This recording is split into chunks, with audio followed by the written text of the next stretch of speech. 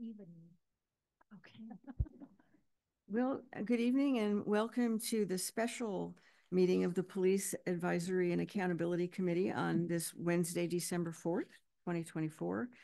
Lieutenant Eberly, will you please call the roll? Gladly. Thank you, Chair Kamina. Member Alm? Present. Member Alvarez? Present. Member Nguyen?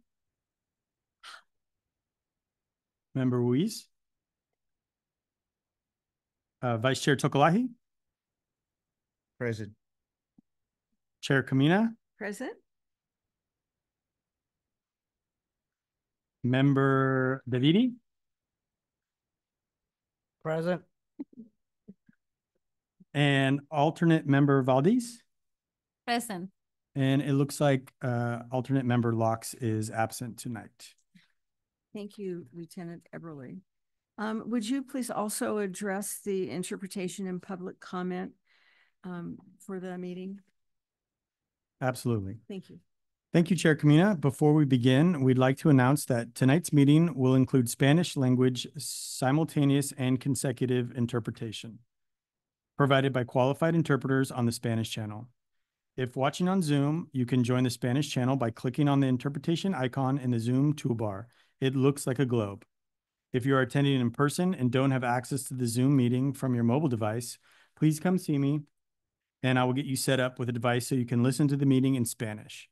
As a reminder, we ask everyone participating tonight to speak slowly and to allow our interpreter to effectively express your comments. Additionally, if there was anyone attending tonight who requires listening device, the city does provide hearing impaired devices which are available at all public meetings. Please let myself or any city staff member know and one will be provided to you.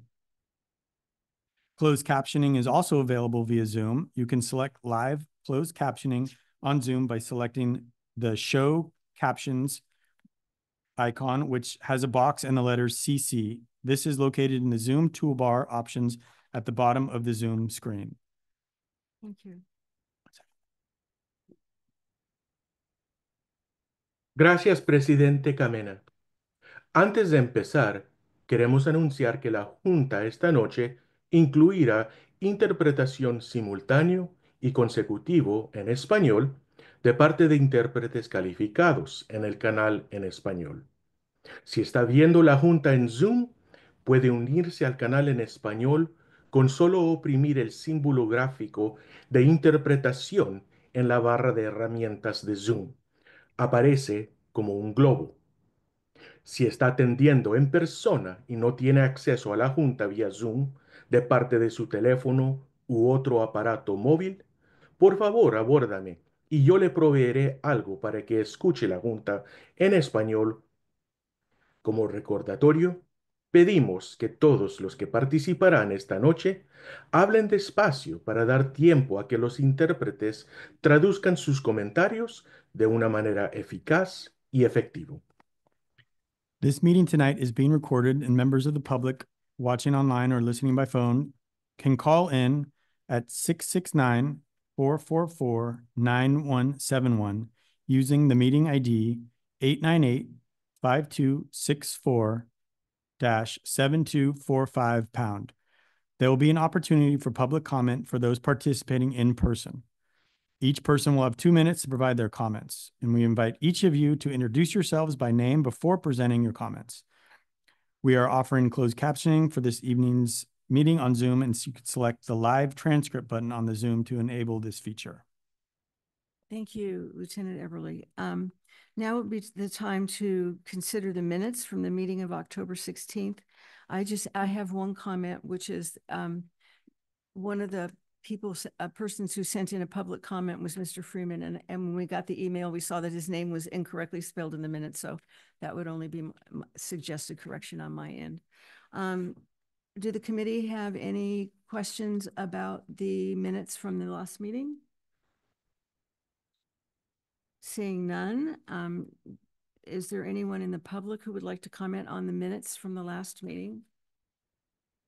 Seeing no one, we'll close public comment for this topic. Is there a motion and a second to approve the minutes, please? As amended reflecting the correct spelling of Mr. Freeman's name. Motion to approve. Is there a second? I'll second that. Thank you. Lieutenant Everly?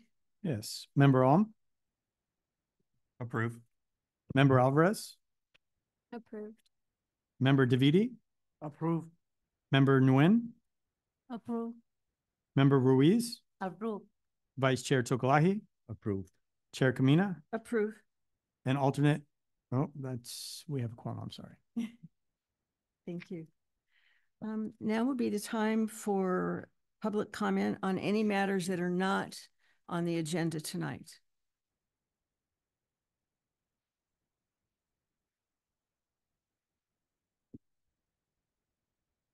Don't want to let you down at the end of the year. Oh, it would be terrible. Um, Thank you. I want to thank you all for your service this year and ask that you reflect on how the PAC has supported accountability, transparency, and police culture change in your first year. What do I mean by culture? I get asked that a lot. I mean the behaviors and the norms of San Rafael Police Department. The way Daisy Mazariegos and Brandon Nail talked to Julio Jimenez Lopez when they got out of their cars. The way they brutally beat him. The way Oscar Ocon had them turn off their body cameras and didn't review videos for his reports. The way the department didn't address the incident until the video went public. I have not heard what SRPD has done to prevent this from happening again and to change the conditions and culture that allowed it to happen in the first place. More examples of this dehumanizing occurred when an officer left a person with mental health issues in San Francisco, also caught on video. When paying out $400,000 in an unlawful use of force lawsuit to Paul Solon after his call for medical support resulted in him being assaulted by police. When the tire shop closed and left music blasting so that unhoused people sleeping nearby could not sleep, San Rafael PD did not tell them to turn the music off. Imagine if an unhoused person had been blasting music while the tire shop was open. Because the PAC doesn't receive complaints or reports on lawsuits, and because the agenda is set by the police department, generally what is presented is from their perspective and benefits them. We need you to bring in the community perspective. Please start asking hard questions. Why is SRPD the gatekeeper to emails to all of you? They go through Scott, who's a perfectly nice person, just like Chief Spiller, who you should have coffee with. But it's a culture of command and control. This is why when the police reached out to kids to come talk about police in schools, they didn't come. So I ask you, what is your answer to how over this last year you have been able to hold the police department accountable and dig into a culture that has allowed people to be dehumanized in these ways? You have a most important job to think about how you can work with the police department collaboratively to create a shared accountability in this community where everyone is treated with dignity and respect, where there's justice and full potential for everyone. That's what we all want. Thank you. Thank you. I would like to accept my award. Thank you. Is there anyone else from the public that wishes to comment on something not on the agenda? Good evening, members of the committee of PAC. I'm Stephen Bingham, and I'm not going to say much because what Heidi just said sums up everything I feel. And I do want to stress that you on the committee really do have an active role to play.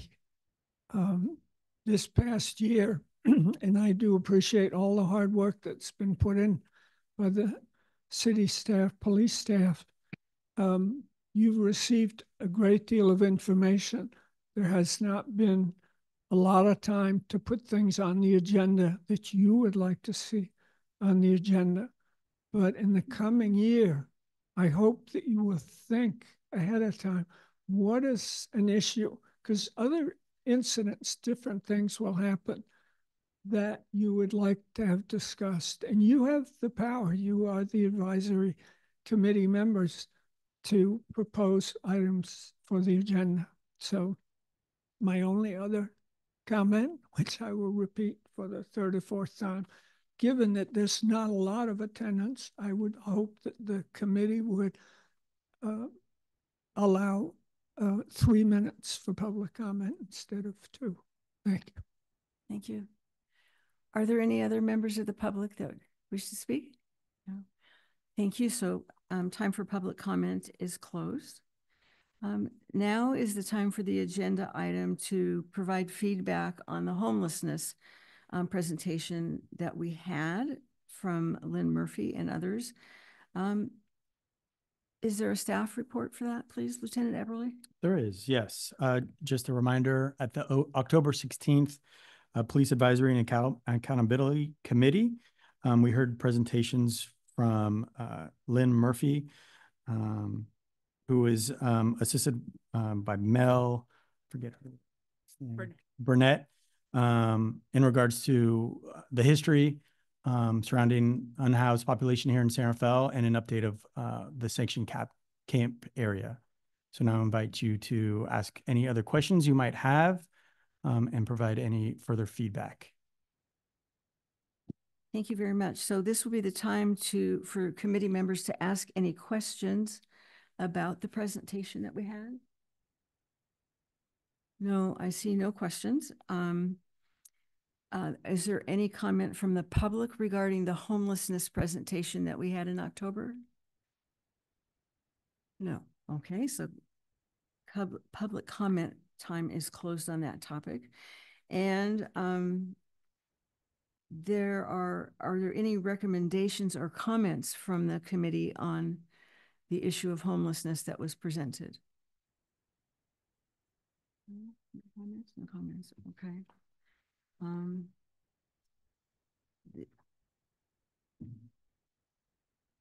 Well, I see that there seems to be no answer, so we'll close that topic and move on to technology and policing. I believe Sergeant Graham is here for us.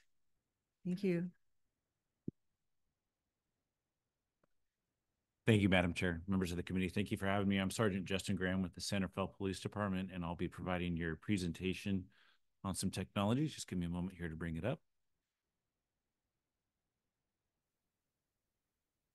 All right.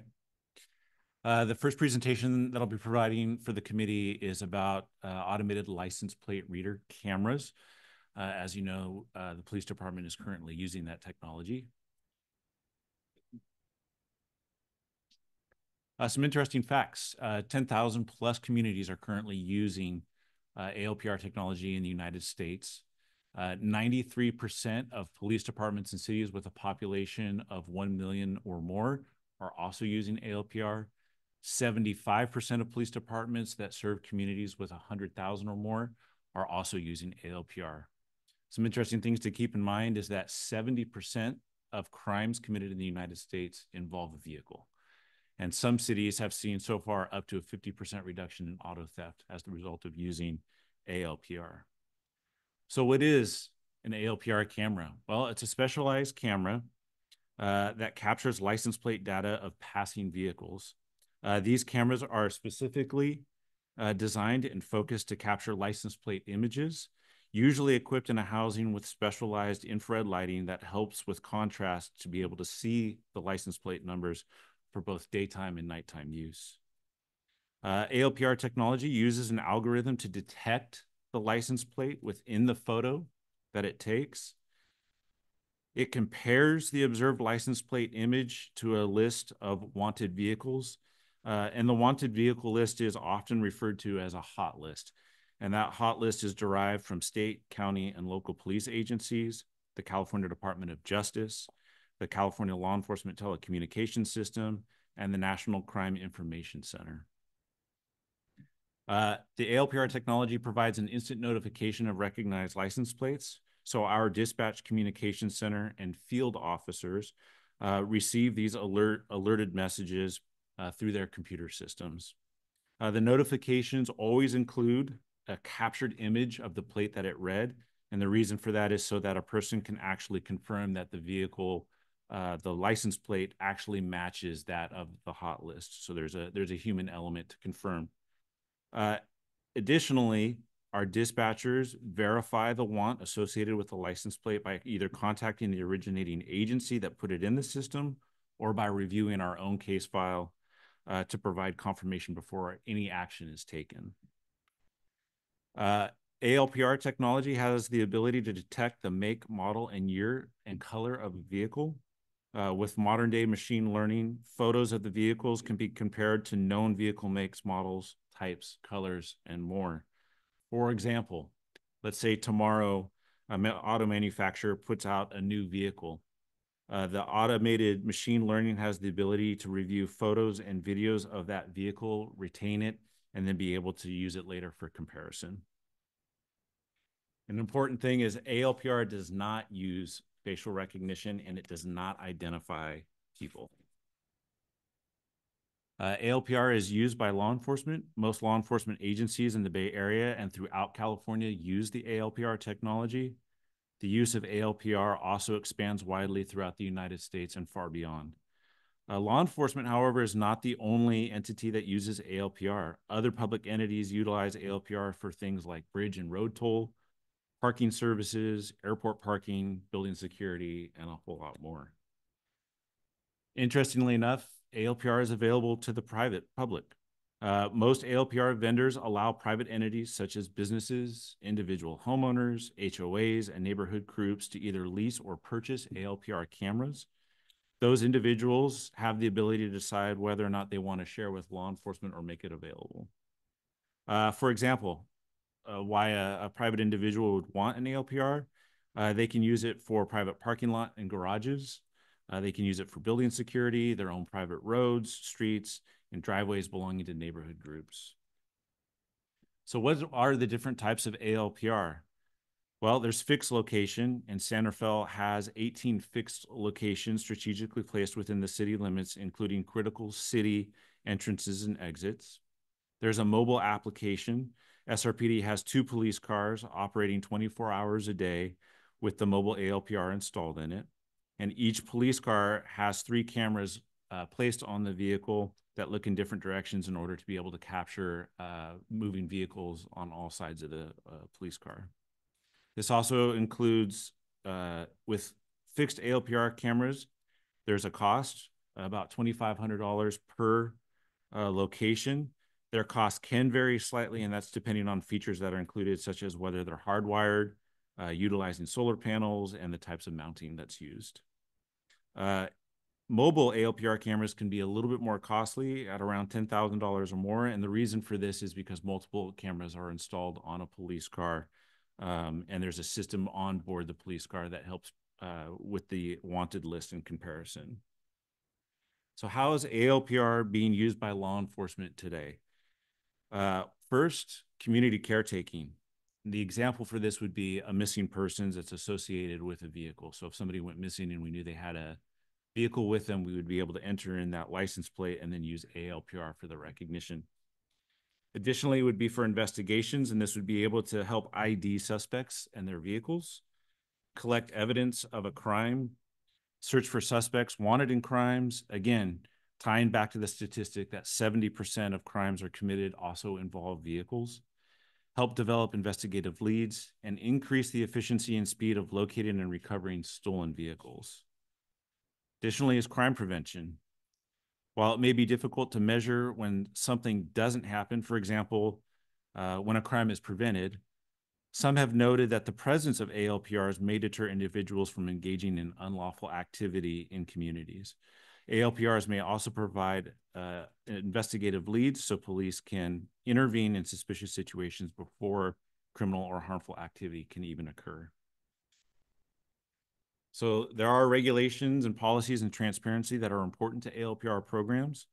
San Rafael Police Department has Lexipol Policy 426, which specifically mentions Civil Code 1798.90.5, which deals with record retention, along with Government Code 34090.6, which also discusses additional record retention.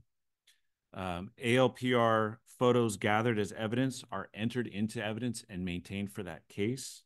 And then any ALPR photos that are not part of a crime or incident are only retained for 30 days. And the 30-day retention is a fail-safe for future criminal investigations to help develop crime patterns. For example, members of a neighborhood begin to report that a suspicious red vehicle is showing up on different days and might be casing the neighborhood.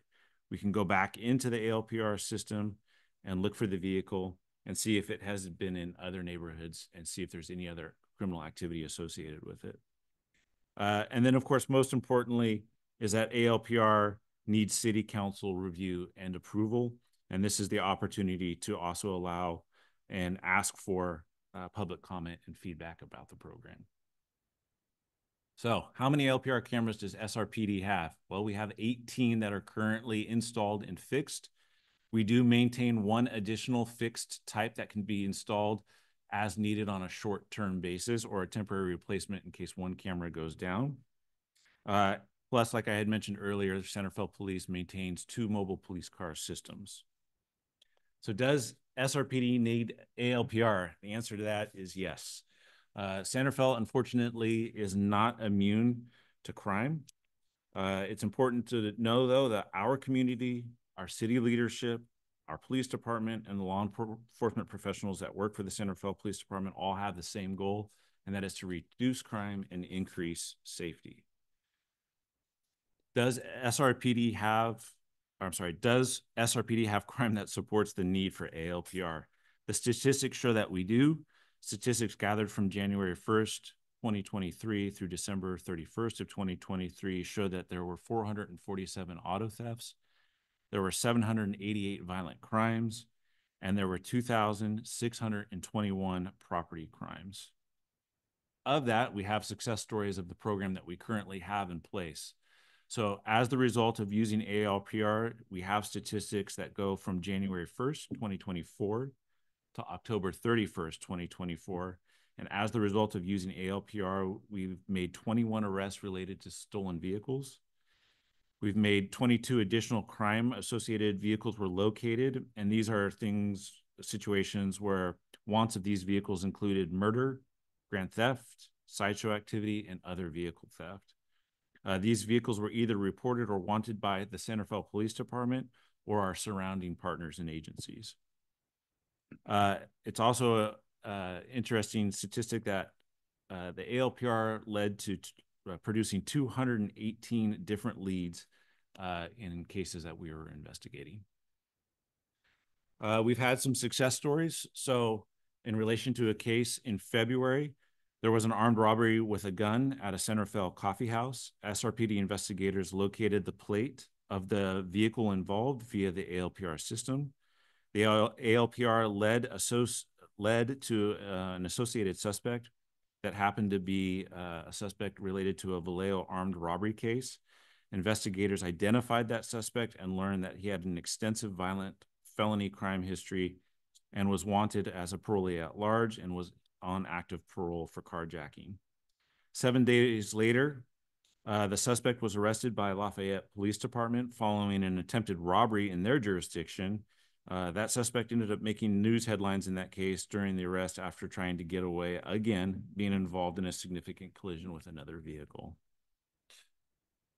In another success story, in October, a stabbing occurred in Centerville's Terra Linda neighborhood. During the investigation, the suspect's vehicle was identified using ALPR. SRPD detectives sent out an APB, which is an all points bulletin, which used the ALPR photo that was captured.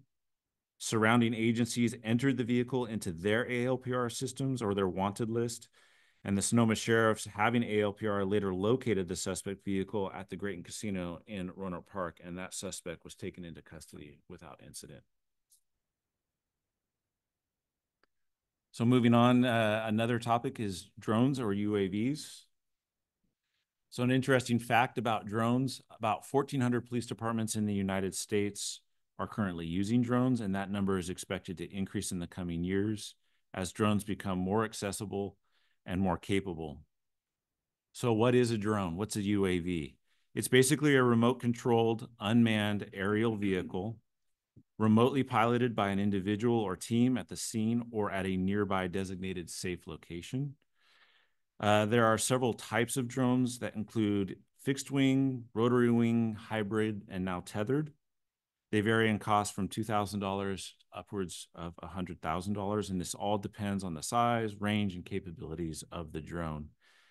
They come in various sizes and shapes depending on the need and capabilities, and they possess various optical technologies such as photo video cameras, telephoto and optical zoom, infrared, night vision, and LiDAR as well.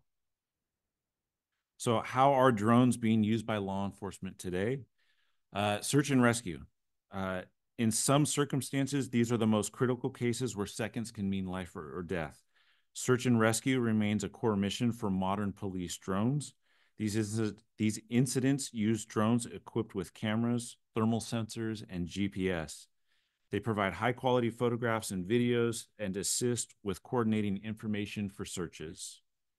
They provide detailed information about conditions, allowing officers and personnel to plan ahead about where and how to most effectively deploy resources, and conduct searches. And drones can do this faster and less expensively than helicopters or airplanes. We use them in traffic collisions and crime scene documentation. These drones are capable of capturing hundreds of photos from multiple angles in just a single flight. Drones are also capable of developing three-dimensional renderings for analysis using LiDAR technology. They are used for mapping and measuring the crime scenes or collision scenes. They help to gather evidence more efficiently. And most of all, they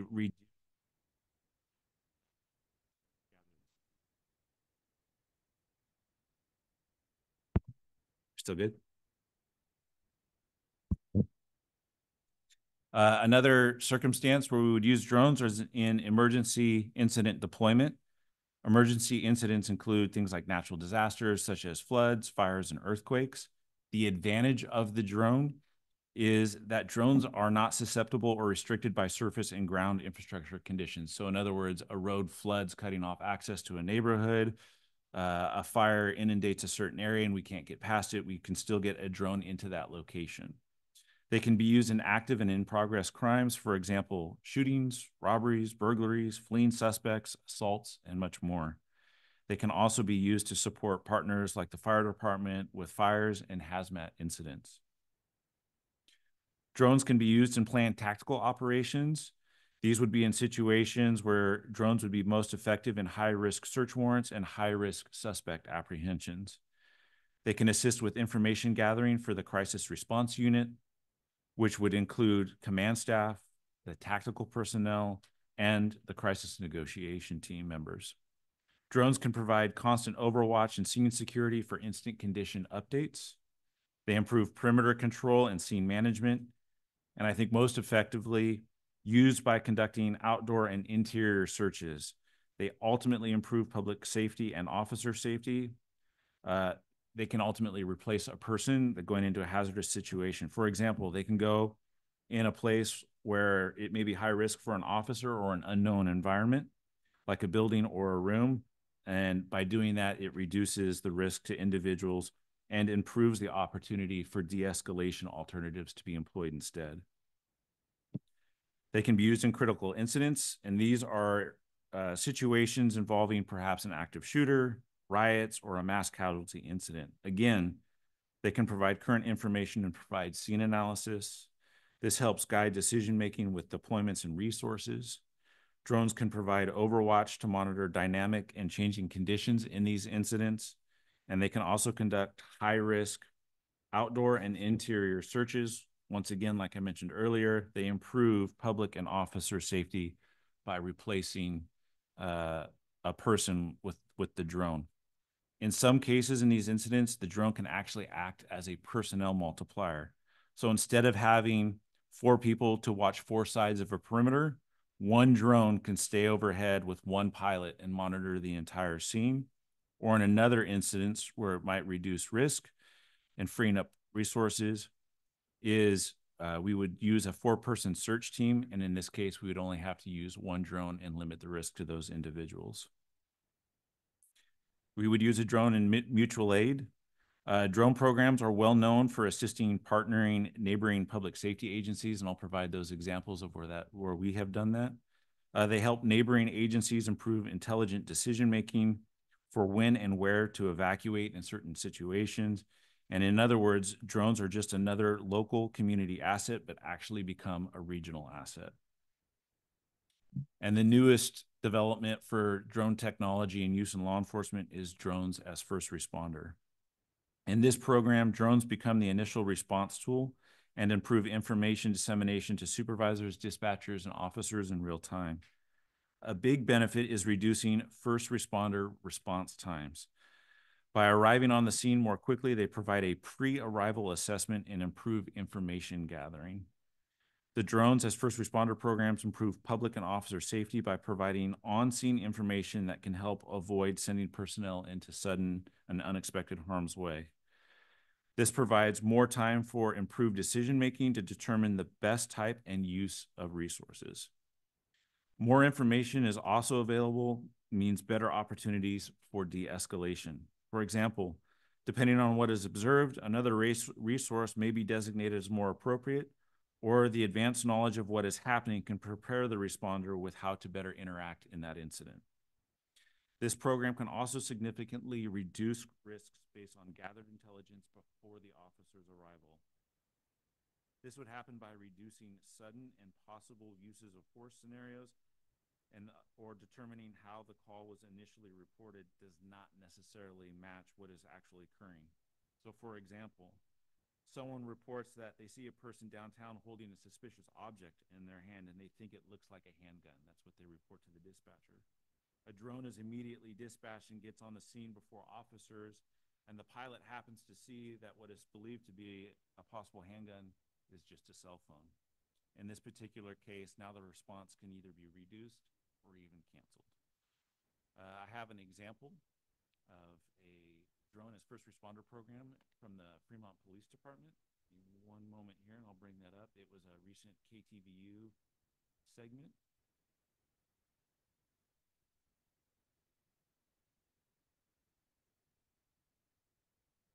Test, test. Check, check. Test. Are we good? Test, test. Okay.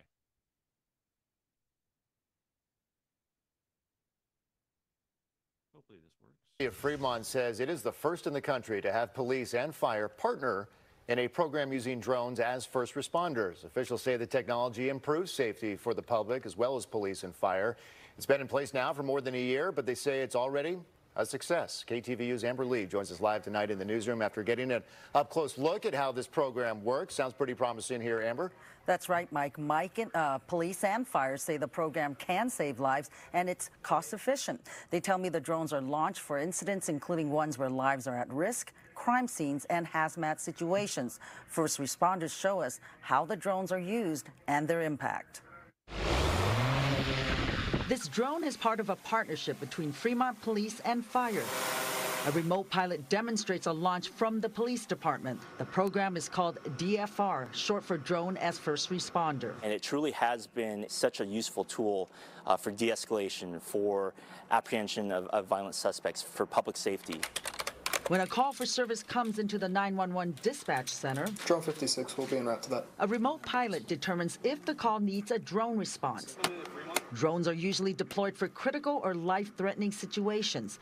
Officials say they are not allowed to be used for random surveillance. I was the incident commander on this incident. Fire Battalion Chief Justin Dillman shows me drone footage taken while responding to a house fire. One of our other battalion chiefs was the person operating the drone. They was able to give me real live-time intel. The drone is able to show exactly what's on fire. The drone's actually looking for hazards, possible hazards that could affect either public safety in general or responding personnel. Police say this is video from a drone response to a call reporting a car break-in. First responders say the device's thermal imaging ability pinpointed the location of a suspect. The suspect's right here. So he's hiding behind the trash cans. The DFR program is in addition to officers and fire personnel who have drones with them.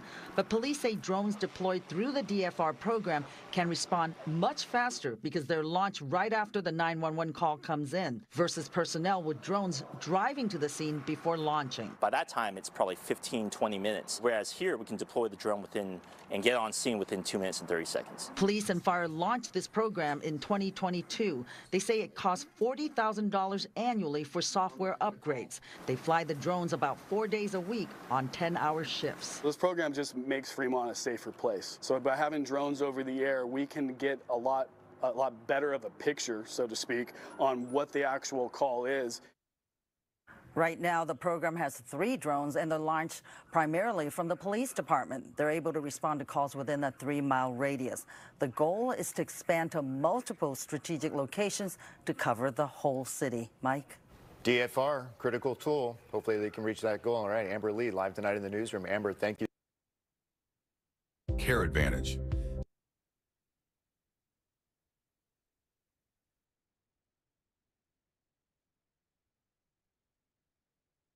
All right, so with anything that the police department does, regulation, policies, and transparency is paramount. So the first thing is the Federal Aviation Administration regulates drone under their Part 107. Part 107 includes the regulations requiring for the registration of the drone, UAV pilot licensing requirements and testing.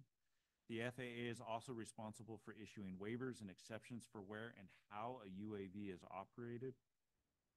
And drones are required to follow FAA airspace regulations. Santa Fe Police Department Lexipol policy on military equipment funding acquisition and use is where this would be reported. SRPD will also report on every UAV deployment as directed by the government code relating to military equipment under AB 481.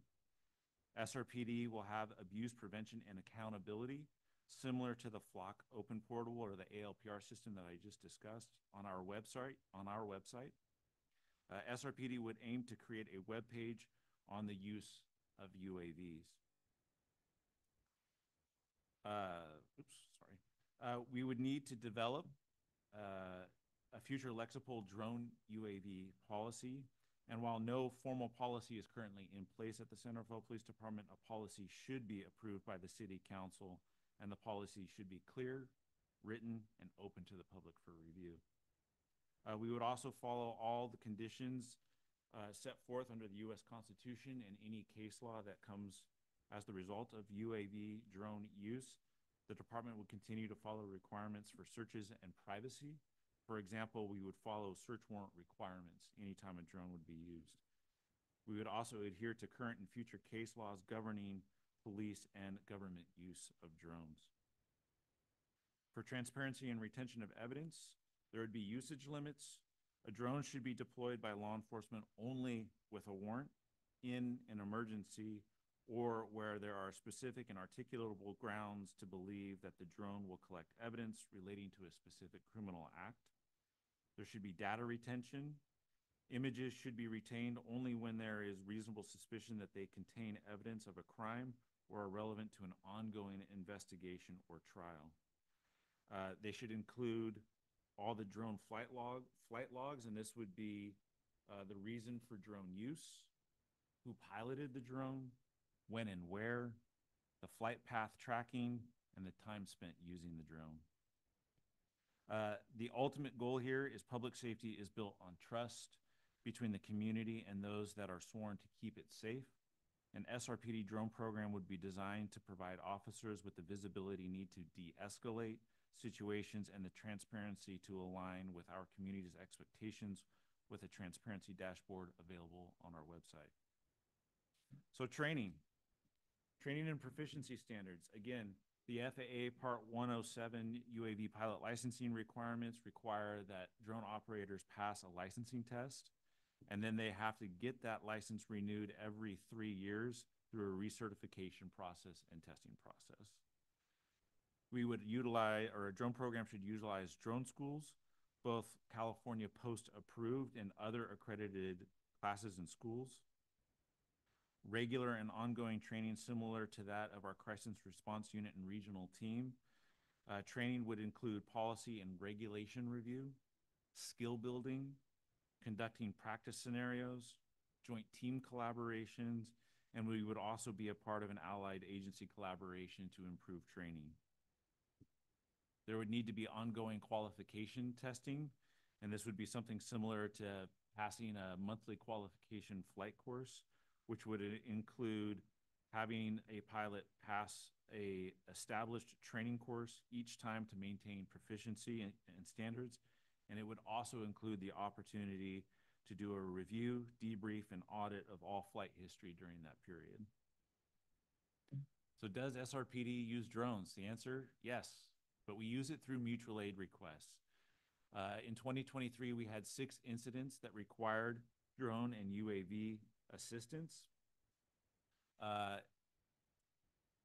In 2023, during those 6 requests, all 6 of those were for incidents that included armed robberies, stolen vehicles, multiple shots fired cases, a high-risk search warrant, an arrest warrant, and a fictitious swatting incident.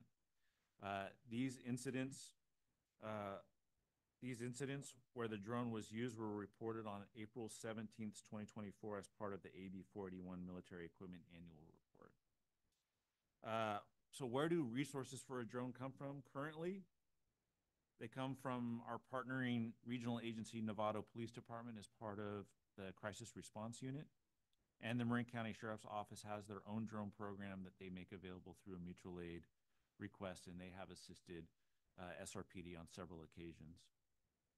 In addition, SRPD, just of note, speaking of more expensive options, SRPD has called mutual aid for assistance using air support providing helicopters from both the California Highway Patrol, the Sonoma County Sheriff's Office, and the United States Coast Guard.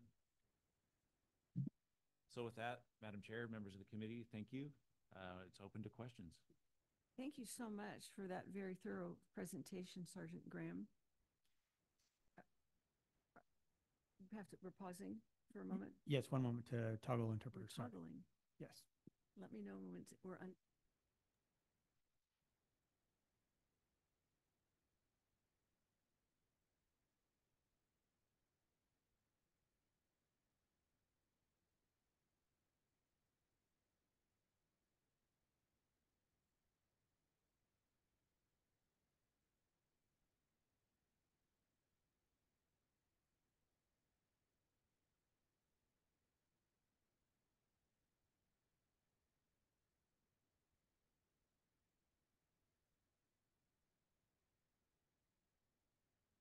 Thank you. We're good.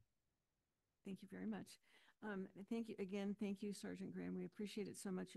Actually, I had written down questions and you answered all of them before I could even ask them. So thank you. I think for me, and this is the time if you have any questions of Sergeant Graham, my question was in particular was answered when you said the drone would not be used except for in the same situation as when you would require a search warrant. So there will be no drones just flying over, correct? That's correct, Madam Chair. We would not use drones for any type of like routine patrol or random surveillance or anything like that. It would have to be, as I stated, for something very specific. Thank you. Any questions from the Member Valdez? No questions. Ms. No questions? No questions, Mr. Alm? Member Alm? I did write down it improves the opportunity for de-escalation as a question. Kind of answered it for me, but could I get a few more scenarios on what really that would look like on why is that a tool for de-escalation? Great question.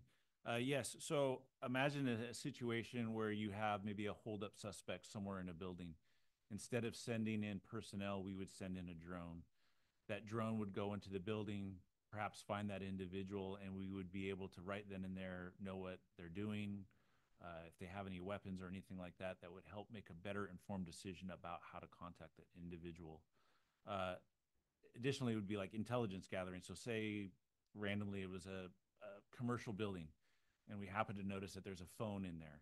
It would be a much easier way to then call in and try to get the suspect to get on that phone and communicate with our crisis negotiators and try to come to a peaceful resolution where the person's voluntarily coming out. Another one was similar to like the call that I talked about, like somebody calls in and reports something. Let's say a neighbor hears what sounds like a physical fight occurring at another neighbor's house. But we send a drone and that drone gets there and realizes it's just a birthday party. It's a party in the backyard. Again, no need for police to get involved, no need to create an uncomfortable circumstance, no need for an officer to show up to a scene thinking that they're arriving at the scene of a fight, only to have it be a birthday party. So those would be similar situations where the drone would be effective to providing that de-escalation opportunity. So that sounds like a kind of a moving incident. We can obtain a warrant that quickly? to So- fly the drone? So in situations involving emergencies, there's an exigency exception to the search warrant rule. So say we had one of those emergencies, we would be able to start using the drone. Now we may, to make everything more formalized, we may seek a warrant during that, have our investigations unit simultaneously working to do that, or an after the fact, just so that it's reviewed. One last one. So our goal is to actually share the drone with fire. Yes, so like I said, mutual aid, just like the sheriff's office in Novato has shared their resource with us, we would definitely do the same with the fire department. Thank you. Member Locks, would you like? Yes, I have a question. Police from San Rafael don't have our own drones. It's from Novato. Yeah, so right now, the San Rafael Police Department doesn't own or possess a drone. We use through mutual aid, our countywide mutual aid program. We would make that request through the mutual aid process, and either Novato or the Marin County Sheriff's Office would be able to fulfill that request. Okay, thank you. Alternate Member Locks, do you have any questions? Yes, an extension of that. So the Novato police officer would be doing the droning? That's correct. Yeah, so if another agency were to provide their resource, they would be responsible for piloting, since they have to follow their department's policies, regulations, including the FAA requirements, follow that pilot. So we wouldn't utilize the actual drone and pilot it ourselves.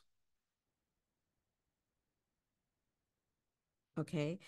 My next question is, from our report here, so we do not have a policy in place. We're planning to develop a policy and planning to purchase. What's the plan? So as far, I'll answer the question and I'll let the chief answer the other part. But the first part is no, we do not have a current drone policy in place, but we would develop a policy, and we would bring it before council for review and allow for public comment and input as well. Is there a plan to do that? If a program were ever to be approved. So this body, as an example, might say, we don't want drones flying in San Rafael, and we would respond to what feedback this body would recommend. From a crime solving perspective, this type of technology that Sergeant Graham is offering is a game changer. I'm excited about the possibility, but we're interested in the feedback from this committee. If we do develop a program, it will not be initiated without sound policy in place based on case law, best practice, and our department specific requirements. And then we would initiate the program. And if a program was initiated, hypothetically, what number of drones are you thinking about securing? So we haven't done the staff work on it. Sergeant Graham might shoot from the hip and tell you what he wants, but we haven't done a comprehensive study or an analysis around it. Another part of that analysis would be aligned with our budget capability. We don't have any drone funding in our current budget. So we would approach that in the next, if we were to pursue it, we would likely approach it in the next fiscal year, commensurate with our AB 481 military equipment reporting. Thank you. Let's see. Member, do you have any, Ruiz, do you have any more questions? No. No? Mr. Davidi? Yes. Sergeant Graham, thank you for your informative report. I have two questions.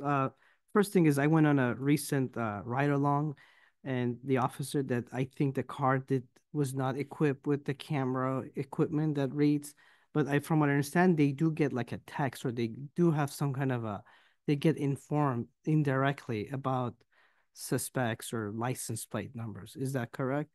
That's correct. So all of our officers have access to the ALPR system. Right. And so in the police car, in the mobile computer that's installed in the police car, they sign into a program that alerts whenever a vehicle passes by any of the 18 fixed locations in San Rafael. And from what I understand, there's typically about 6 cars out on the patrol. Is there a plan to expand from just having them in 2 police cars in all 6 cars, or they're all equipped with that license plate reading camera? That would be an excellent recommendation. So that would be one of mine later. Thank you. The second question is in regards with the drones. From what I understand, there's a $40,000 software cost. I think the chief may have answered it. There's no really a cost of how much annually it costs to run one of these drones. If we were to get one, we don't know the cost involved, do we? So what we would do is we would do a case study based on an agency that's already implemented a program. No need to reinvent the wheel. And so there would be an accurate cost analysis depending on type, how the program is deployed, if one were to be deployed. So we would be able to get rough figures that would probably be very close to what the operational cost would be. Because to me, what makes this drone attractive, it could be used not just for police department, for the fire department, for just any first responder in the city, especially not just fire with the sea level rising, flooding. I mean, I could see just endless benefits to these drones, not just for the police, but also the non-intrusive way of just kind of approaching situations. So I will save my recommendations for later, but thank you. Thank you.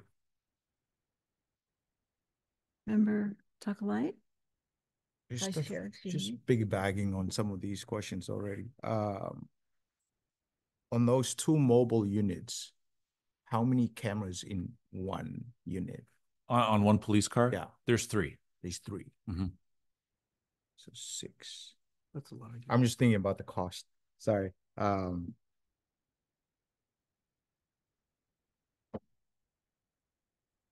The other one with the sharing of the UAV from other police, neighboring police communities. Like, I don't know how many they have, like, let's say Novato, if they only have 1 and we don't have, and we have none here, and we say we have an issue happen, we borrow that, or we ask them. So they send their 1 here, and then suddenly Novato needed that. I mean, like, we are already down with manpower.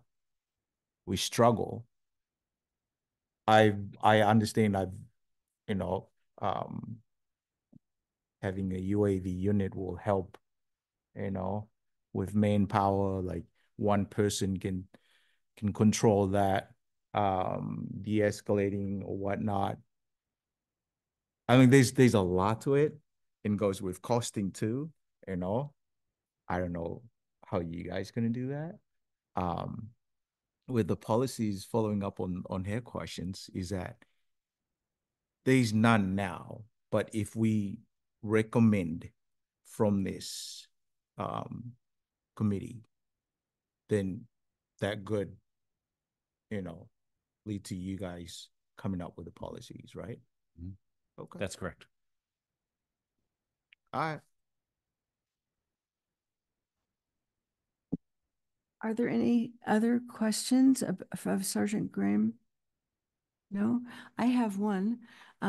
Is there a thought to creating a policy for drones when you're borrowing it? Or do you follow the policy of the department that has it? Is that what it is? Yeah, so we would since that agency is piloting their drone, we would ask that they follow their department policies and guidelines and any provisions that have been approved for its use. Still being mindful, however, even though we don't necessarily have a policy, we still have prevailing the Constitution, case law, and other requirements like the FAA and so forth. So we would still make sure that those are being followed even in our events. Sorry, I have another question. Following up on FAA, are we going to share the data with FAA? We can. I think it would. Not a requirement. It's not a requirement. Okay. I think we would probably overload them, and Right. they would basically ask, why are we receiving this? But we would share it on our website for the public to be able to see and review as part of our transparency. Okay. And we're required to report the use annually commensurate with AB 481. Right. My other question is that I think it's just, I don't know, I'm not sure, but it's a concern. With the local pilots, we have a lot of folks you know, in this county, we have a little mini airport. We have local pilots. They have skills to fly. They have license through FAA.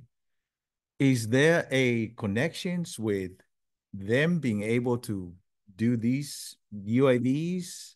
I don't know.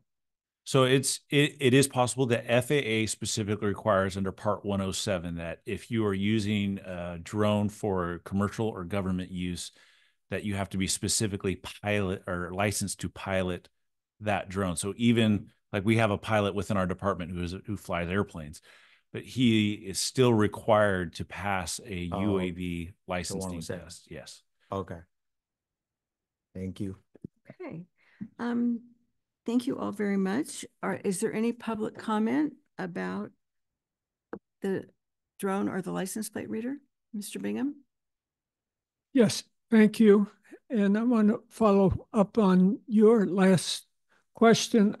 My biggest concern has to do with the issue of warrants. And you mentioned an example of a loud noise, and it turns out it's just a birthday party. But there was in that example, there's no warrant to be looking in that person's backyard. And maybe they might have been actually doing some illegal activity, but you don't have any warrant. You happened upon it because of a request because there was loud noise.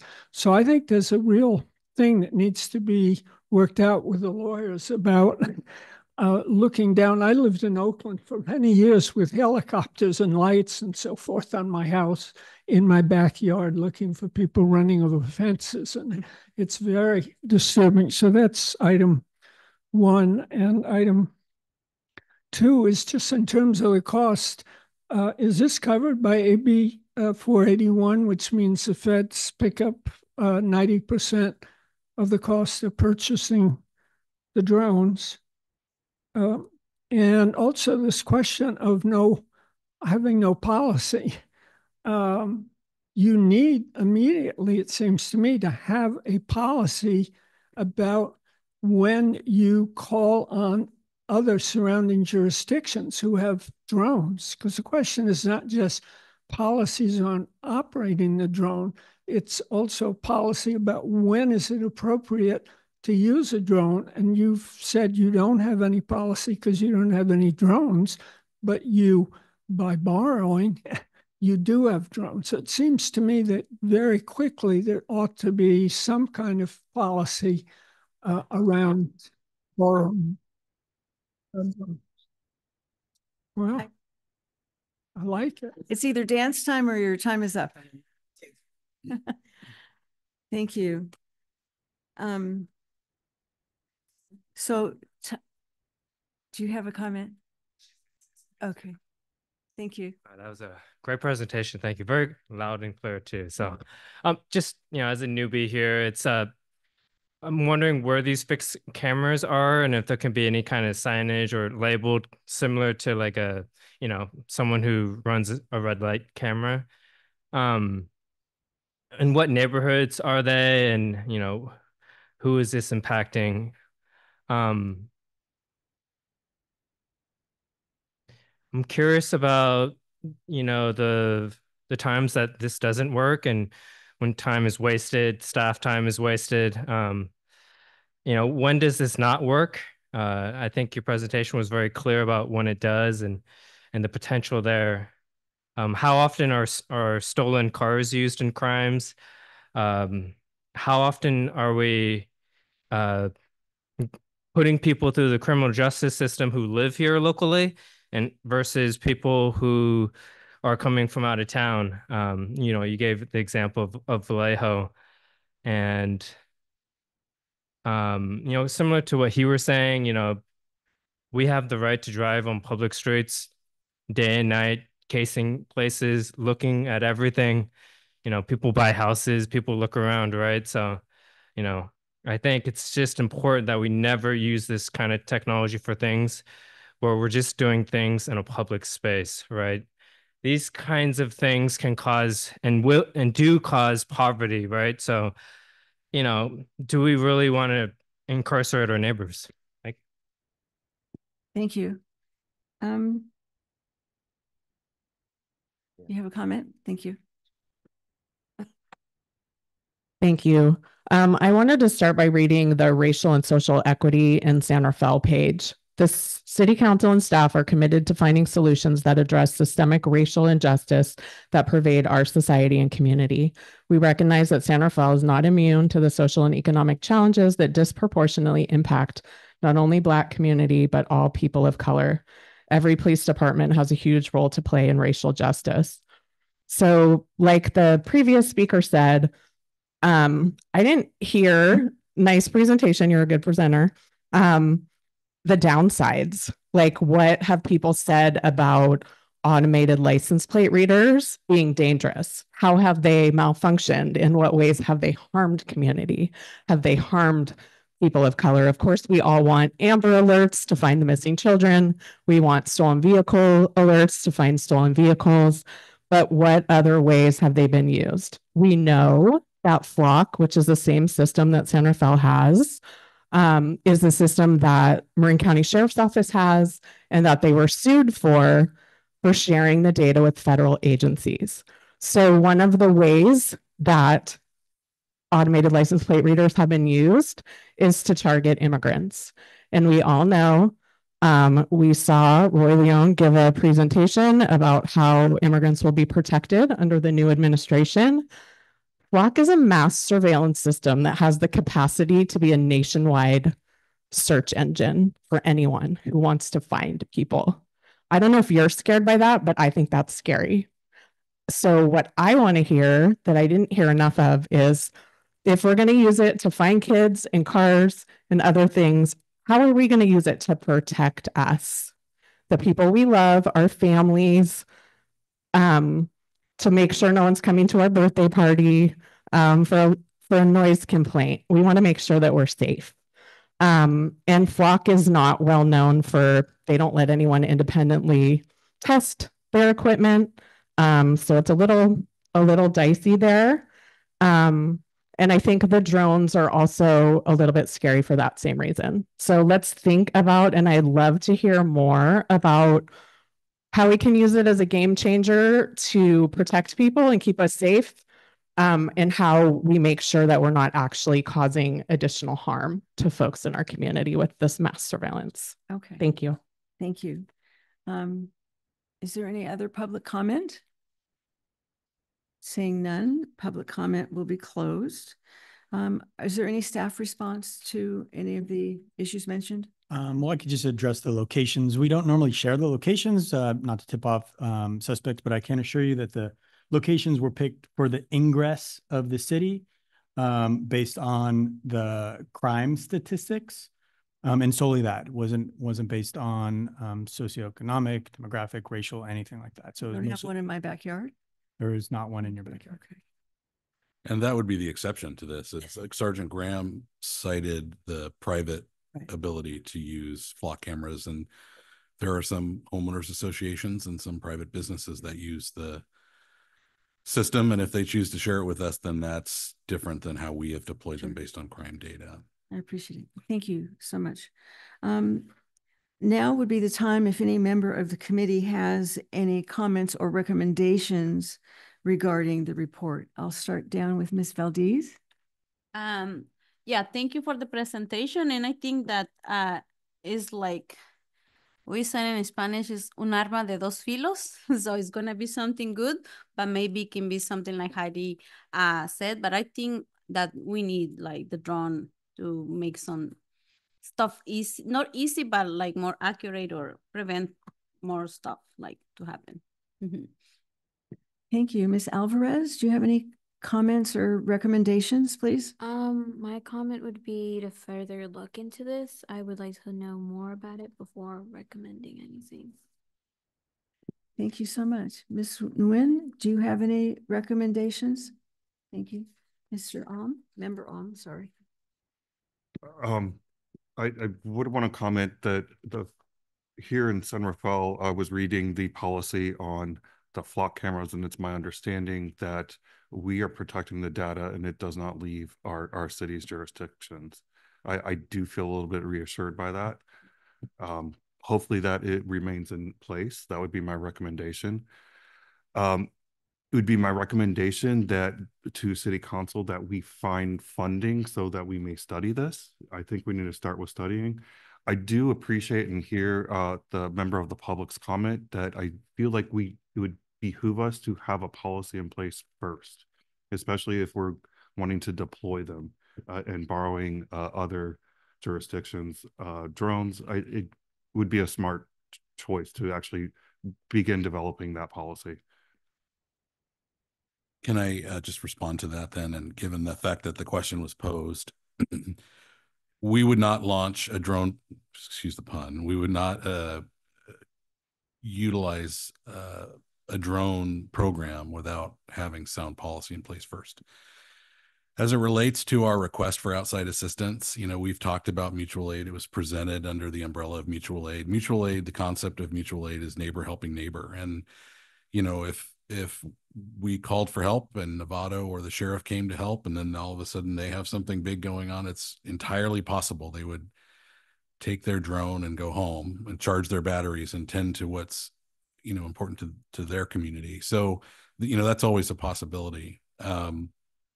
We do have policy on making requests from outside agencies. It's a discretion of the watch commander.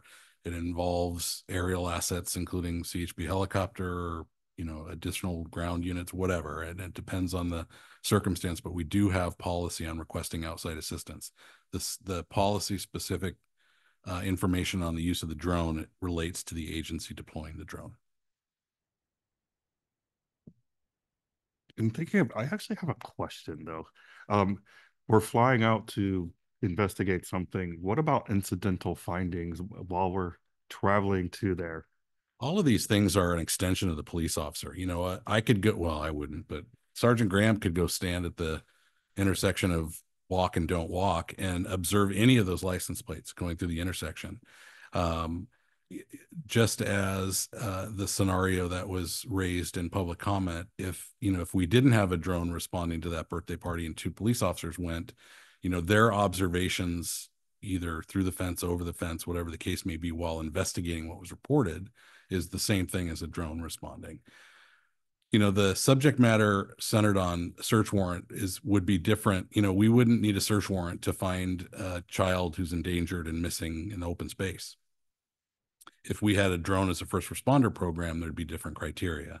But if we're responding to a specific critical incident, then that would trigger the need to meet the criteria for and pursue a search warrant. Does that answer your question? It does. Thank you very much. Thank you. Vice Chair Tokolai, do you have any recommendations or comments? I do have recommendations. I supported both. About funding, it's not my piece. Like, I'll let those people handle that. But I would love to see the city of San Rafael for the safety of the communities. I understand there's downside, there's overuse, there's, all this kind of stuff. I would recommend to have UAV, not just 1, but 2. And the reason why, one, we can use it, and the other one, because we've been borrowing from our neighboring, police stations. Why not give them back? It's like, look, we have 2, we have 1. It's not going to leave San Rafael, but we have a backup. If you need help, we can send that one. Because, we give and take, right? It's also a good way of building the relationship between our neighbors, I also like the idea of using the ALPR on more vehicles. I know the cost is going to go sky high, but those folks will always find a way to get those, done. I would love to see more on more vehicles. Those are my 2 recommendations, with a very careful and detailed studies before we put those to work or into actions. like with policies, a lot of dialogue with the communities, you know, a lot of getting them to bring feedbacks in it and all those kind of stuff. Yeah, those are my two recommendations, and thank you. Thank you very much, Vice Chair. Mr. Davidi? Yeah, thank you. I serve on the board of directors of my homeowner association, and this topic came up about getting the flock cameras. I've looked into it in the past couple of months. I've been in touch with the rep there, just asking all these questions. I know when it comes to a private use, you can actually volunteer your license plate and you can opt out of the system. So if someone's like very, conscious about, privacy, from what I understand from the rep, you can do that. But I understand a public matter, you may not want to do that because you do want to have the access of kind of securing the parameter. I too are in favor of the license plate reading cameras. I think more police cars should have them. I think there's been a lot of good success stories. I know there's some downside, but overall, I think it's the first line of defense to kind of preventing crime, these license plates. So I think the data supports it. So as far as the drones, I am also in favor of that. I also think it's also another way to reducing liability, putting officers at harm, having a machine versus live human beings. I think it works both ways. I think there's ups and downs in the whole thing. I think having more policy, more research, more communication. But my recommendation is for both to move forward. Thank you, Member Davidi. Member Ruiz, any recommendations or comments? No, no recommendation. I have a question. I am curiously. What happened when something is happening in the moment? How you bring the drone? You call, hey, I need a drone right now, or how is the process? Because sometimes it's hurry. What happened? So we would probably mimic, again, like the committee is recommending, studies. And so there's agencies that already have programs in place. And what many agencies are doing is that they have different smaller field capable drones moving around in police cars, very much like having the ALPR on a mobile police car. So we would probably mimic something similar to that, where we would want not only a main drone, but have field drones that can be always on duty, on staff with capable personnel. I think she might have meant when you actually need a drone, how do you get it here? So borrowing. So right? Perfect question. So drones, the smaller drones, I can literally put in a suitcase and put in the back of a police car. I think she's talking How about. do you get it here from Novato? Yeah. She's talking about mutual aid. I'm sorry. I'm sorry. Thing is happening when the So we follow the county's mutual aid protocol. So we make the request for, basically we're asking for an air asset is what we're really doing. And if Novato says, hey, we're available, then they drive their drone down in their police car, and then their drone pilot deploys the drone at our request for our emergency situation. take long time. It does. Yes. Yes. Long time. Yeah. Maybe the bad person. Yeah, there's always a time frame deployment. Same thing as if we were to get a helicopter from the sheriff's office or the highway patrol, you're always looking at an extended time frame to getting that on the scene. Yeah. Thank you. And my other commentary is I remember I came with a community from Canal when tried to put the cameras, the 8 cameras around the town. But right now I understand it's hard to do different things in the community because we need policies. Policies. And yeah. only we come and said, hey, we need this camera and blah, blah, blah. And only say we need, but we don't know these things take different determination or take long time for decide. So. But it's hard. I understand right now it's not easy to only say I need this and put fast. No, it's hard for you, and I understand right now how fast. Yeah, thank you. Thank you. Please. Great presentation. I just have so many questions that I don't have enough time, but the community had mentioned, and part of a good presentation, I would think, is to give examples of what maybe has not been a good outcome.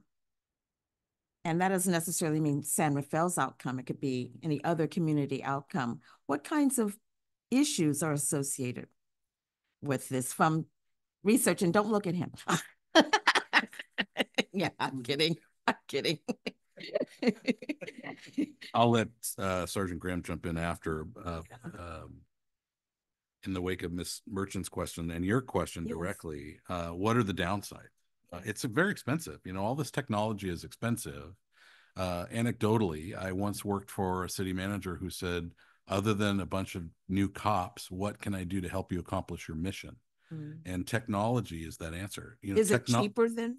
It's way cheaper than people. Than people. That's one. Unfortunately, though, it does take people to manage some of these. You know, we have to have an administrator for the automated license plate reader. There's a training element for the investigators that use it as a follow-up tool and those types of things. But, you know, it is a multiplier of our ability to do our job and to provide public safety.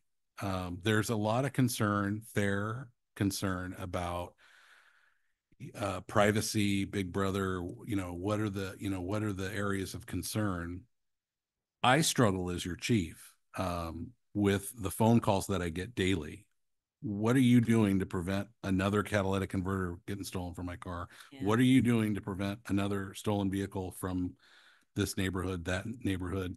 The crime impacts is a struggle for me as your chief, and these tools help us to solve crimes. These tools arguably help us to prevent crimes. So I'm kind of squeaking back to the positive, but I started by saying one of the downsides is cost and then the management of the programs. An example of a downside for automated license plate reader would be either data entry error. Somebody missed the 4 and the 1 for a 1 and a 4. That happens all the time. And it happens with an officer that runs the plate, and it can happen with technology that is capturing the image of a plate and then querying the system.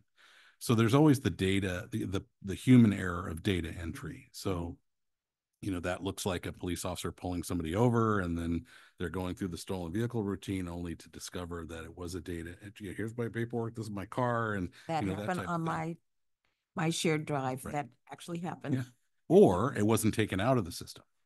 When somebody recovers, you know, when an agency recovers a vehicle, somebody recovers their car, the plate could still be in the system, even though the rightful owner is operating it. So there are scenarios where it could be a negative or it could be a downside, but no different than if an officer was behind that vehicle and ran that license plate. The license plate. Okay, that's good.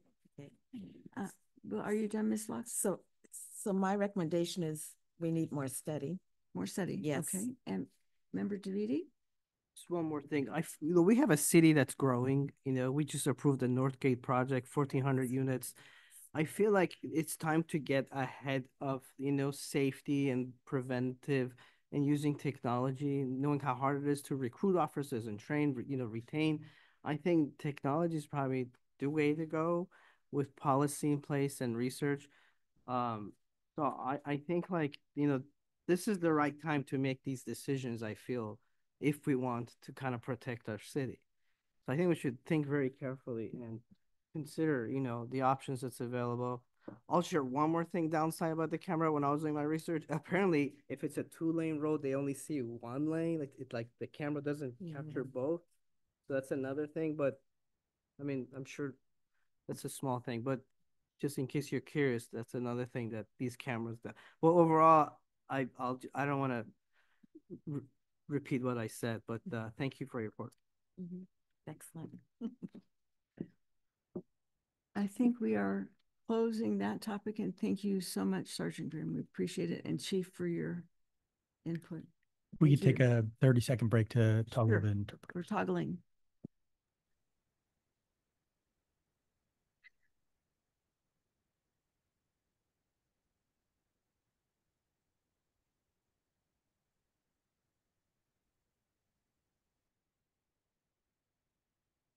Are we making a recommendation? Annual report. I understand. Well, we have to wait until, we have to wait.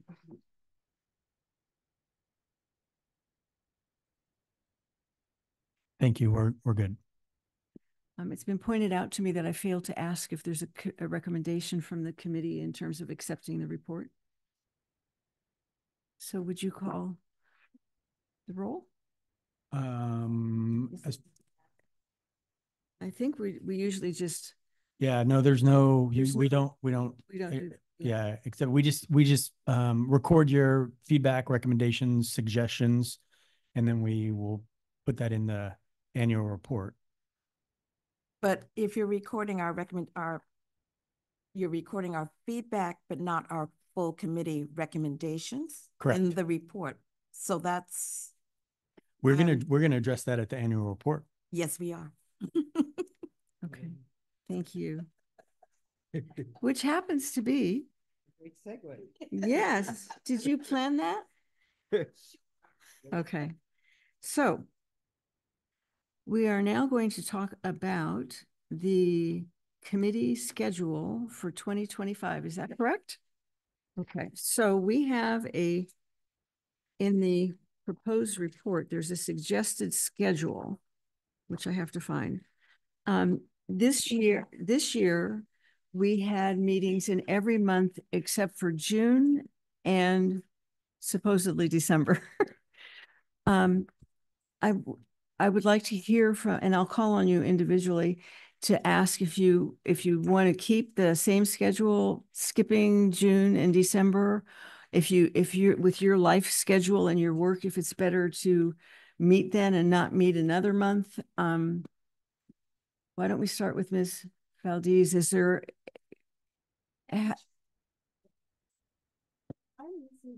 I can't hear you. I'm sorry. I'm looking at the agenda that was dated November 20th. Did we change that agenda? I thought we were continuing with our previous agenda. So I'm not understanding when I turn the page, the order, did we make a change in the order of?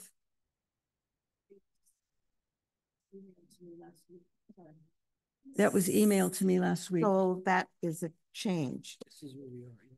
So Okay. we just finished the report, so we are reviewed. Thank you. So I've been informed, Ms. Locke, that it has not changed. Okay. After the technology report, so 2C should be, if you're looking at 2C. I have the November one. I thought we didn't change anything. I'm sorry. Is that an extra? Are we all okay now? I'll catch up. Thank you. Okay, thank you. Sorry. So does anybody, why don't we go in order? Ms. Valdez, what is your preference with regard to meeting set for next year? Every month, skip June, or do what we did this year? Any comments, please? Suggestions? I think either way works for me. We have to have a meeting on June. That will be okay. And I think for December, no meeting. So yeah. Thank you. Ms. Alvarez, any suggestions? I agree. I'm fine with either way if we have meetings on December or not, or June. It doesn't. So no June, no December? Either way works. Either for way? me as well. Thank you. Ms. Nguyen, do you have a comment as to when we should meet? Oh, I think it's just the same schedules with, yeah, probably not the December. Ms. Kamina, if I can interject, we did have a staff report that we could present to you with staff recommendations. June this year, again, also falls on Juneteenth. I would highly suggest not having another June. My apologies. How did that happen? Is it a leap year? Next year. Well, that's good information. Thank you. I'm Is getting there my anything else information you'd from my like to part. I'm getting information from my partner right here. Oh, no, sorry. I mean, June 19, not the June. Thursday. Oh, it's a Thursday. Well, my apologies for not asking for a staff report to begin with. Is Oh, there anything you want to share with us before we chat?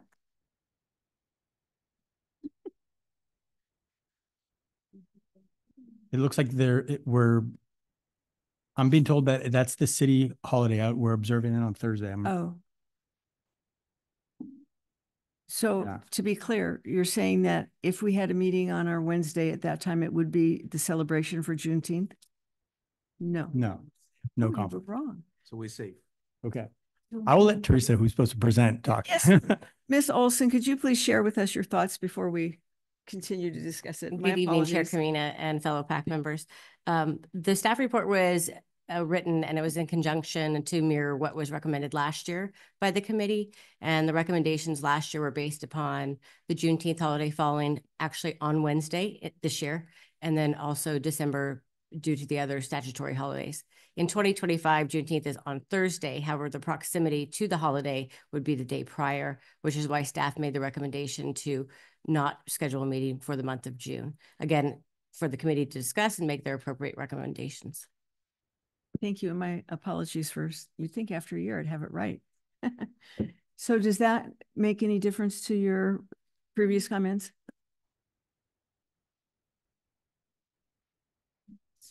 Thank you. Member Alm?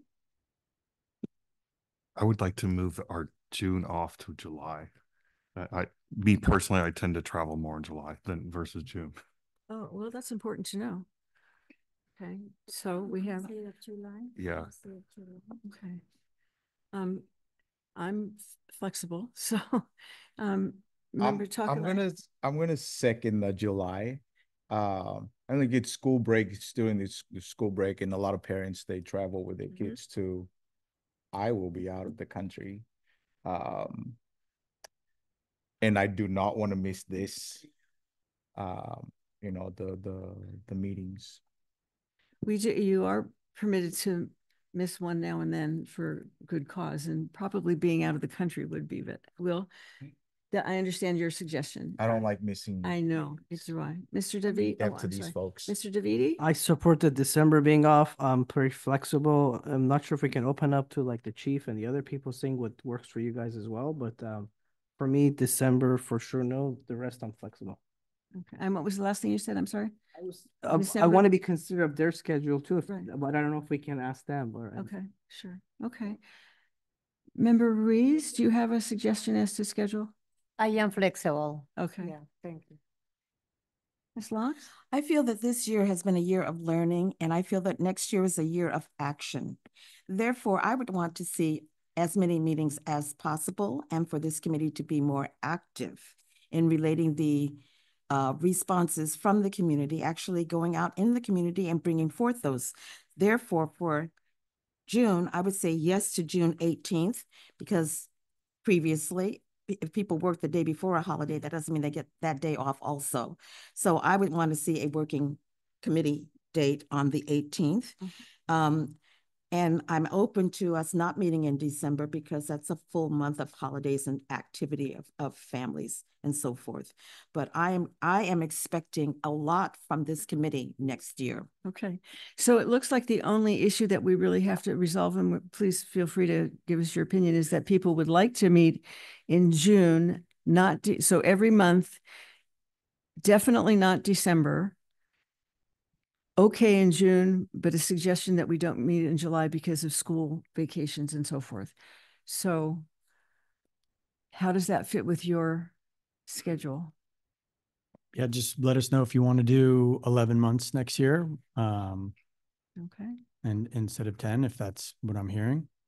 So the only thing we have to gather a consensus on is whether we meet in July. Are we clear that we're not going to meet in December because of the holidays? Should we take a vote on it, June versus July, and just get this thing wrapped up?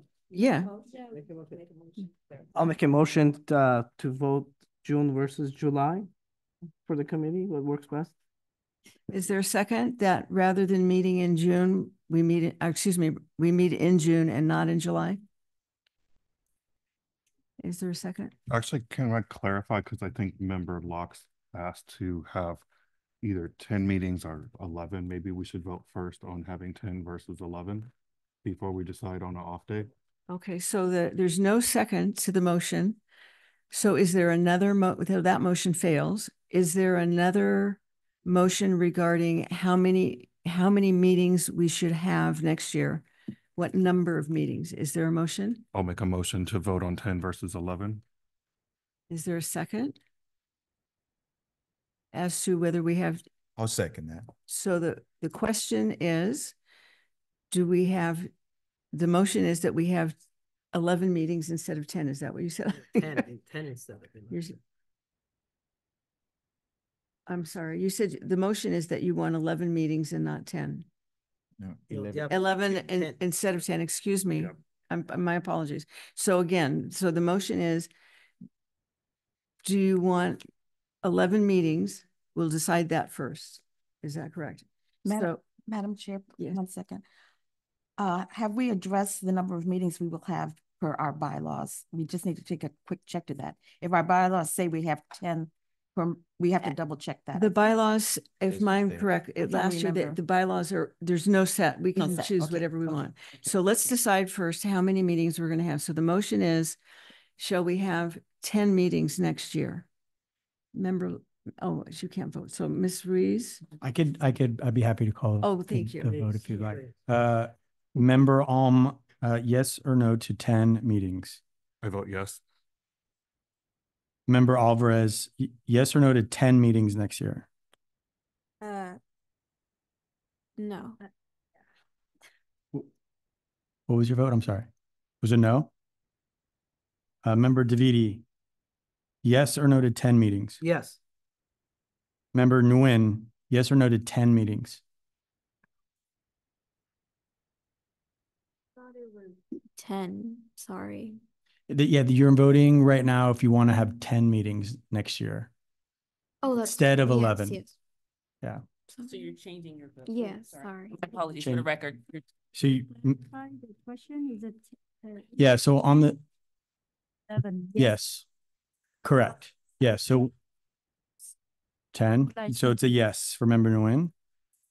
And Member Alvarez, you're changing your answer to yes to 10 meetings next year. Member Ruiz? I would like 11, but. So you'll be no, because then they would make it, if this fails, then it will go to 11. So you're no? No. Okay.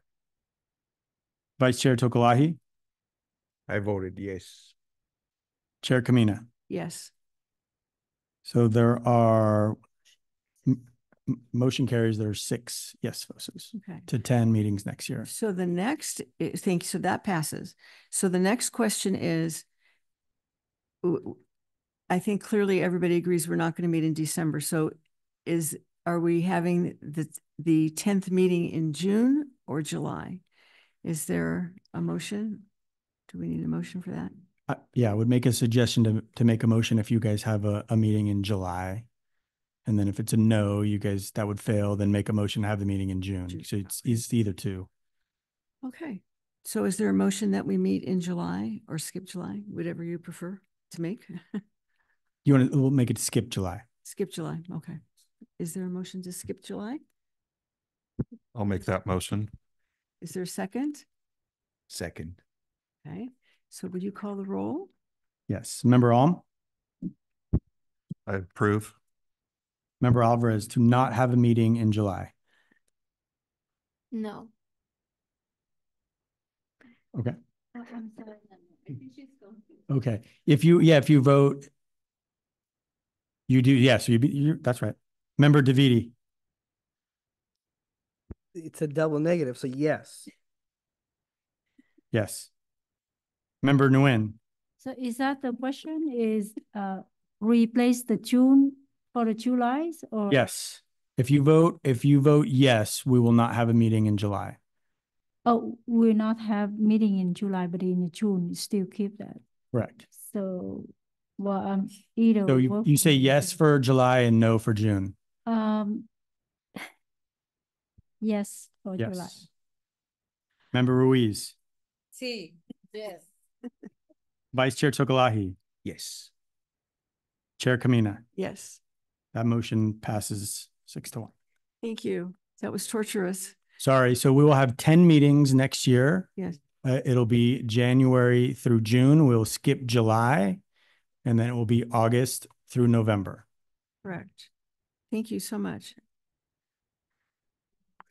Now that we know when we're going to be doing, we'll be working very hard. Now we're going to the next topic is providing feedback on the Okay, providing feedback on the draft 2024 PAC annual report. And we'd like the staff report, please.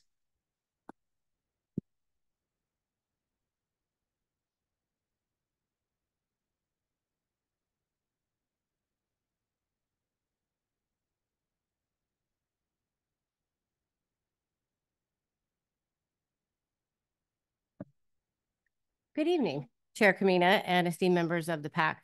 Tonight, I present the draft 2024 PAC annual report for your review and comments. The annual report is in alignment with City Council Resolution 15525 and provisions of the PAC bylaws section 1.3. This comprehensive report offers a detailed summary of the committee's activities over the past year, including an overview of regular meetings, work plans, training sessions, presentations, and the distinguished speakers who've contributed to the discussions. The report also highlights the significant community engagement efforts made by committee members, demonstrating their dedication to fostering positive relationships and sharing valuable insights with the public. For your consideration, a redline version of the draft annual report reflecting ongoing edits is presented at the dais for your review and is also displayed on the screen for your convenience, ensuring easy access and thorough examination. Staff has already begun to make comprehensive revisions to the final draft under the committee recommendation section to ensure the language in this section precisely captures the unique contributions, perspectives, and input of each individual member. The purpose of the recommendations is to offer the City Council comprehensive, well-considered guidance, empowering them to make informed decisions that will drive meaningful, positive change and ensure lasting benefits for the community, both now and into the future. Staff will bring back a final draft for the committee to review at the regular January 2025 meeting. Once finalized, the annual report will be submitted to the City Council, ideally in February of 2025, for their review and consideration. Staff greatly values your feedback and insights, and my colleagues and I are here to address any questions or concerns that you may have. I thank you for your attention and continued commitment to the work of the PAC, and I'm available for questions. But if you'd like, we can start with focusing on the recommendation section unless the committee would like to start elsewhere. I think the city attorney wants to make a comment before we move into comments and from the committee. Mr. Epstein, unfortunately, was stuck in traffic and he was unable to make it tonight, but he did write a response. I'm going to read it as if I was Mr. Epstein, so the ayes would be our city attorney. So after, let me begin. After the draft annual report was published, I received an email from Steve Bingham that I forwarded to Lieutenant Eberly, who responded to Steve at my request. Steve's concern was the use of the term recommendation. Steve copied me on his response to Scott. Steve's response made clear that he remains concerned about the use of the word recommendation in various locations in the draft report. I have great respect for Steve, and I want to offer my thoughts on this issue for both PAC and Steve, who are present and certainly be invited to speak during public comment. The PAC is a committee that was appointed by the City Council. It is not a commission like the Planning Commission or Parks and Recs Commission. Our city commissioners are bodies that take votes on proposed actions, which often consists of recommendations to the City Council. For example, if a landowner files an application for land use entitlements on a particular piece of property, when the application is presented to the Planning Commission will vote on the item. If a majority of the commission votes to approve the application and there is no appeal, that is the end of the matter, and the application does not require council approval. Or if the application does require council approval, the commission's majority vote in favor of the project constitutes a recommendation by the Planning Commission that the City Council approve the project as it was proposed to the Planning Commission. This happened on Monday night when the council approved the Northgate project that had been recommended to approval to the City Council. While the PAC bylaws use the term recommendation, and the report itself, therefore, uses the term recommendations, I distinguish these from decision-making of our Planning Commission and other commissions. The various recommendations in the draft annual PAC report capture suggestions made by one or more PAC members of the PAC that were not subject of the majority vote by the PAC, and therefore they're nothing more than proposals for the City Council to consider. Tonight, the members of the PAC will have one more opportunity to add their own individual recommendations to the draft report. After adding such new material, staff will then return to the PAC in January with the final annual report. The PAC will not be requested to vote on approving or adopting the report, but instead request to simply accept the report. So they will vote to accept the report. Similarly, when the final annual PAC report is presented to the City Council, likely in February, the Council will not ask to approve it, but instead simply receive the report. No action will be required from the part of the City Council. As for the individual proposals in the report, which again are labeled as individual recommendations to be consistent with the bylaws, it will be up to the Council whether to pursue any future action or any and all of these items. I do want to add that he also mentioned to me that all the members of the PAC are invited to that City Council meeting, as well as members of the public, and can write in their recommendations, proposals, advice, or they can speak during public open comment time. Thank you. Thank you, Mr. Epstein. I appreciate that. It's helpful. So at this time, I'm going to ask if anybody has any questions of Ms. Olson about the process or the report. And then after we have questions, then we would have comments and suggestions. Okay. So Ms. Valdez, do you have any questions of Ms. Olson? No, thank you. Okay. Ms. Alvarez, questions? Member Nguyen, any questions? Member Alm? I got questions. Of course. Actually, going back to the council presentation in February, are we actually giving council a presentation, or is this just going to be a consent item? It will not be a consent item. It'll be an item for it'll be a public hearing. And how we're going to present that, we have not yet decided. Probably the new chair. Yeah, myself and a member, probably the chair. That's it? Yep. Any questions, Mr. Tokalai? Mr. Davidi, do you have any questions of Ms. Olson? No, thank you for your report. Thank you. Ms. Rees, any questions for Ms. Olson? No, thank you. Ms. Locks? I don't have questions on the process. I do have some corrections to make. Well, since we've just finished all the questions with you, why don't you start with comments? Okay. I'm looking at Chair, I think we have to do public comment before that. Apologies. Yes, sorry. I'm sorry. So, excuse me.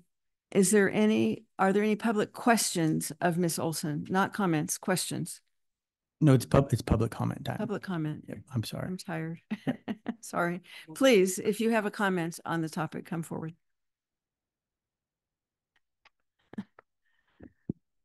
Thank you, members of the committee, and thank you, Mr. Attorney Epstein. I do want, and I appreciate that there have been significant changes that reflect some of my comments from my emails. I do want to comment, however, that I think you would be advised at the very beginning of recommendations to put a very explicit comment, a definition of what a recommendation is that specifically says that the committee, the PAC doesn't make recommendations, it doesn't make votes.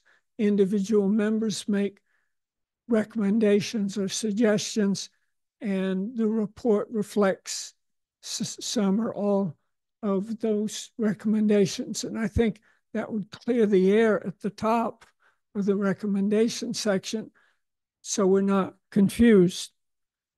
because even though staff did a fairly good job of mentioning specific members' comments, I noticed in the K-9 program that it essentially implies that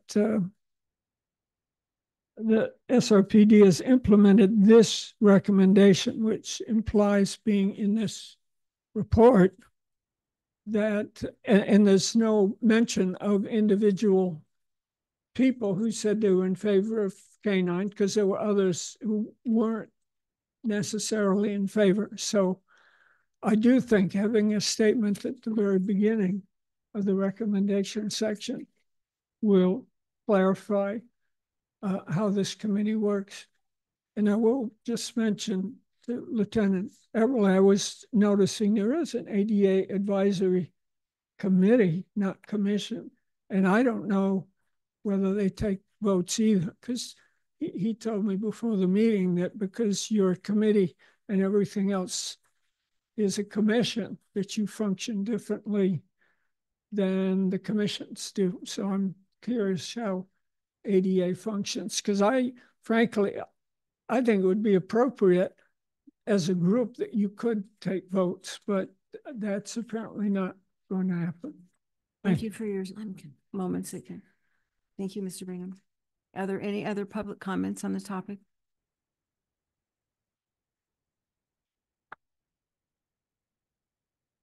Thank you, everyone. Appreciate that some changes were made. I want to remind everyone as you're making there's a new section now here for you all to make recommendations.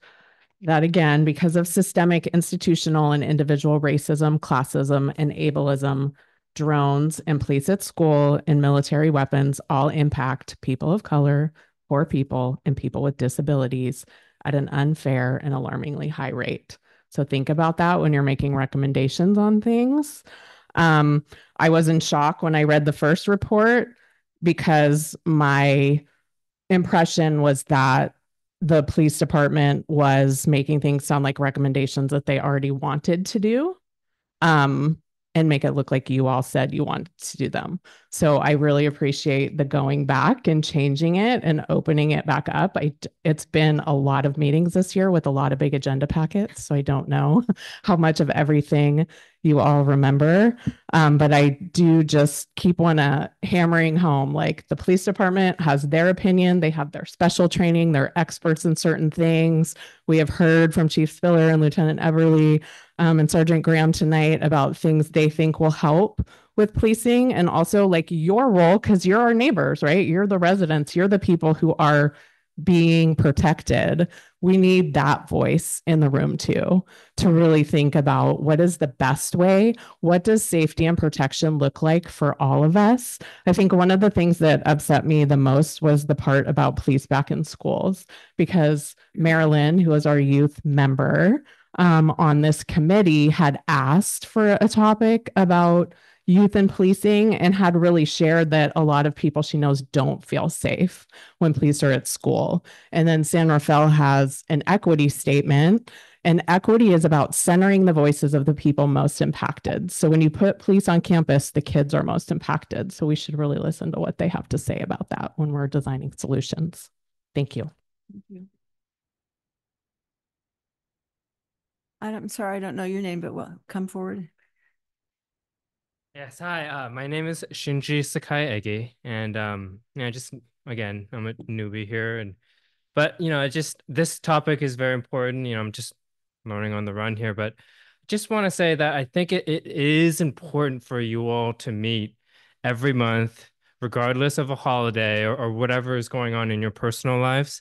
You represent our community, right? 50,000, 60,000 people. We're getting all kinds of new people who move into our community every day when our local residents are getting priced out.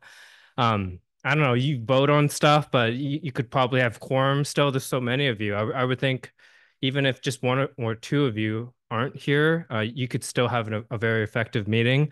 You all are new, as I am, to this as well. I know how long things take for me to get things done.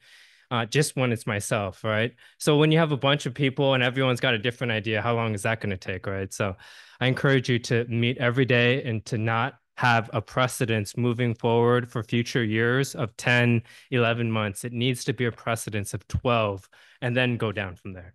Thank you. That wasn't quite the topic, but thank you for your comments. I appreciate it. Just to let you know in the future well, it doesn't matter. Okay. So, now we will have any comments or discussion or recommendation regarding the report itself. And I know alternate member Locks, we would start with you because you had said you had some corrections and suggestions. I would like to say that. Is your microphone on? Yes. Yes. Okay. Yes. Or do I need to get closer? Okay. I would like to say that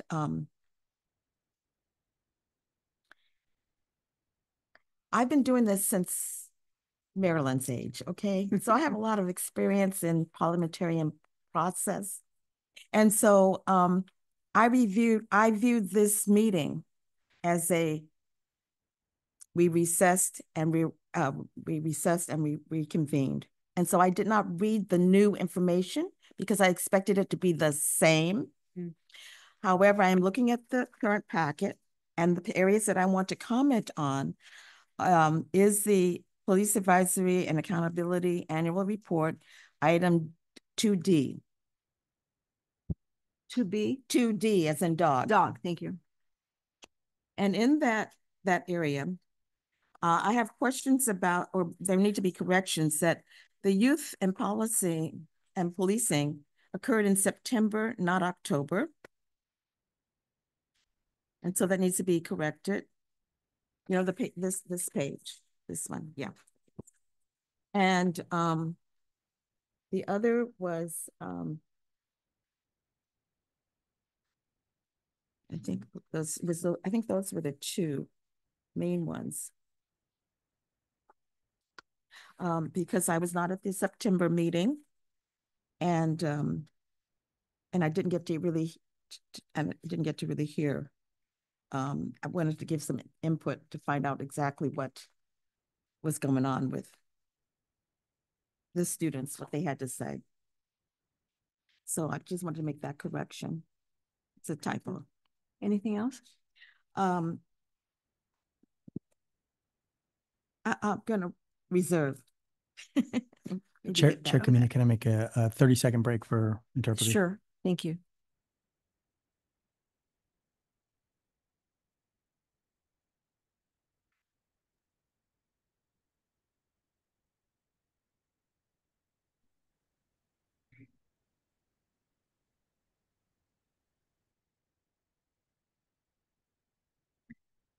Thank you, Chair Kamina.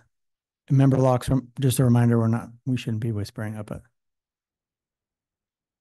We're ready to go.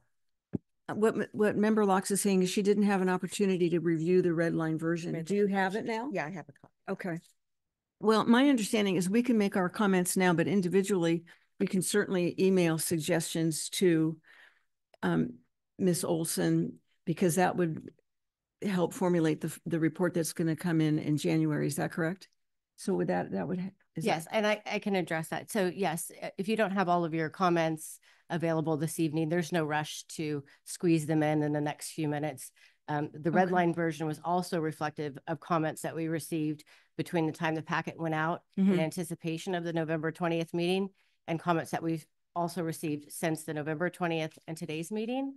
And just to clarify, Member Locks, if you're referring to the presentation, Sergeant Mathis gave his presentation in September, and the item was brought back again for discussion in October.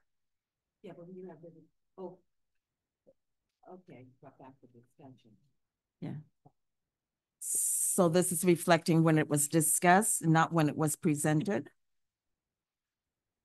If you're referring to the table under presentation and speakers on page 5. I'm referring to this document, the 2D. Member Locks, I think Miss Olson is going to record when the comments were made, be reflective of the date. So the comments that were made concerning youth and policing under October, that would fall under October. If they're were any comments, because there were comments that were made in September, and you remember from now until, you know, a couple weeks from now, and you remember more things, or you want to add something, please email Ms. Olson and we'll add that. Okay, Okay. thank you. Okay. Does anybody, let me see, are you finished, Ms. Locks? Yes. Member Reeves, do you have any comments that you would like to make about the report, or do you prefer to email Ms. Olson if you have comments? Yeah. No, I don't. No, Sorry, okay. Member Davidi?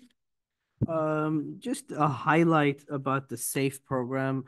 I mean, I know that this is a pilot study that might be ending. We don't have any kind of clue where this program is going to go or any direction, what's happening. So we're, excuse me, we're towards the end of our second year of a 3-year pilot.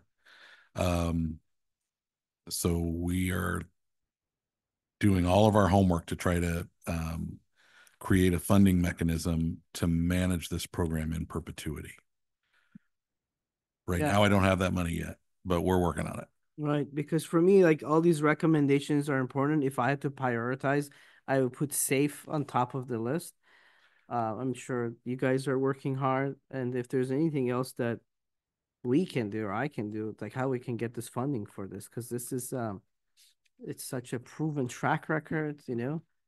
And like I went on a ride along and I witnessed 5150 situation that was prevented by the SAFE team, and just see where how the police came and then they called the SAFE team, and just the response, the interaction between people.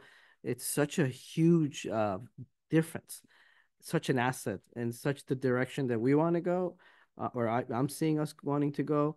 I like to see this program not fall through the crack. I mean, I don't know if there's more details, if we can get more updates about, I know we have a year to go, but if we can get more updates about where the funding is, to see how else we can kind of get more involved in making sure they're funded. Terrific. That specific comment about it being a priority for you is helpful. So we'll capture that. Okay. Thank you. Well, I just want to speak for myself, but yeah, but I think what Ms. Locks is saying is that everyone on the committee feels that the SAFE program is a priority, and you might want to give me some feedback. Is that true? Yes. Yeah. For me, it is. Yes. Okay. So perhaps that's a consensus or a suggestion. I think we should just be careful about a consensus without any votes or anything like that. And I'd highly encourage you, because there's a lot of topics, we're covering all the topics today.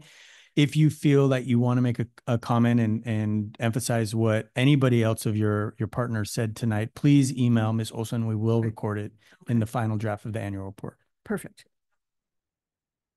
Madam Chair, we don't want to make any motions to accept certain aspects at this time? No, we're going to just... We're going to let Ms. Olson know if we have any specific recommendations that for her to put in the final report. Okay. Any changes. Okay. And then in January, we'll review it again, and hopefully it will reflect everybody's comments. Is that? Yes. And in January, you'll accept it. That yes. Or not. So or not. So that feedback that you're offering, right, either tonight or in the email to Ms. Olson, it's critical to us getting that report completed for your ability. Right. And so I'm wondering if Ms. Olson has a date by which she might like our information or our recommendations or suggestions. Not a deadline, but just a... Well, obviously the sooner the better. Preparing the materials, going through the process to have myself and the staff sitting here tonight, as well as other staff members, review that, approve it, provide it to the committee within plenty of time prior to the meeting scheduled for January. So I know it's December and everyone has a very busy schedule, but before the end of the year would be ideal. Okay. I think to be fair to everybody, sorry to interrupt, I would echo what Ms. Olson said. It's the 4th today. The 16th would give you almost 2 weeks. That's a Monday. Gives you 2 weekends to go over it and email Ms. Olson. I think that's fair. It would be a good deadline. And certainly if anybody has a comment after that, they shouldn't feel precluded from sending it to you, but it would be good and courteous to Ms. Olson and her time to try to get it within that next 2 weeks. Thank you. Okay. If I may, Chair Kamina, I just wanted to note for the public that the red line document is going to be posted after this meeting. And the other point that I just wanted to note for the public, because they don't have the benefit of the red line version, is that, again, as we go through this process, we're making sure that we're documenting who made the specific comments. So that's going to be the most significant change between what was in the packet and what they'll see going forward. Okay, thank you so much. So does that bring us to our next topic? Wait, I have some comments on I'm it. so sorry. You good? I'm falling apart. The domestic violence response, I know I've seen on July 2024, that recommendation is not, like, SRPD is unable. And I marked that one because that's the only one that you guys, and I've seen, I read the explanation about probably why. It's about domestic violence. About Canada, right? Yeah. Is there any way we can bring this back to the committee to relook at that? Because it's an issue that I'm worried about, in the community. And if we don't have any recommendations on that. If you were talking about enforcement of other countries' restraining orders other than Canada, which both governments sorry. No. Because now I understand if we are trying to borrow some ideas from Canada or anywhere else outside the US, I don't think that's going to work here. I mean, like, can we bring that back and see if we can handle that locally with some recommendations locally regarding that issue? So you would like the topic of domestic violence to be on our calendar for next year? Yes. Yeah, I just want to interject real quickly, and I'll mention in my staff report. So the January 11th, and we will advertise on our social media. We're going to invite the public to another special meeting where you will all be able to talk. The only thing that will be agendized that meeting will be what topics you want to talk about in 2025. And then there will be a third Wednesday in January regular meeting. Okay. That's great. But okay. I have the last one. Sorry. Please. The one on youth and policing. I know there's a lot of talk about it. The SRO model. The recommendations, a lot of the feedback focus on the students and the parents. My question is, what about the teachers? To be honest, I would personally, I'm going to listen to the teachers. I'll take their opinions first, then the students, then the parents. And this is why I'm going to focus, the reasons why I'm going to pack it up. Teachers, they do their job at school. Parents are doing their job at home. But when the teachers are at school, who's watching them? The teachers, right? When the kids are at school, the teachers are watching them. They're every day, the whole day. But there's also questions like some parents, they point fingers at the teachers. You're not doing your job, I would say probably some teachers are pointing at the parents too, like they're not doing their job at home, so both sides have points. But the SRO going back to the schools and we all agree that we want to bring this back. We want to do a deep dive into it because maybe yes, but don't wear, show up in full uniform and carry guns and stuff. Work with the councils, the counselors at school, like there are ways, but can we include the teachers on those recommendations?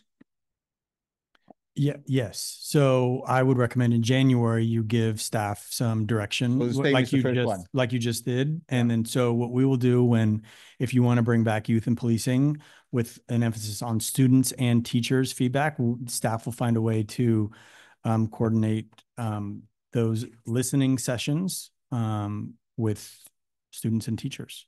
'Cause And if also- we can invite the PAC to also attend some of those, then we will do so. Right. And this is a bigger issue for us too, because it's not just us. You guys have to talk to the San Rafael School District. That's probably their number one issue facing that too. So there's a lot of different bodies involved with that decisions. And I would want to see us putting forward like a really good and effective recommendations regarding that issue moving forward. One last comment. Oh, no, please. Well, it's comment. Yes, go ahead. I'm a researcher, and I want to help in getting good documentation and feedback from our community.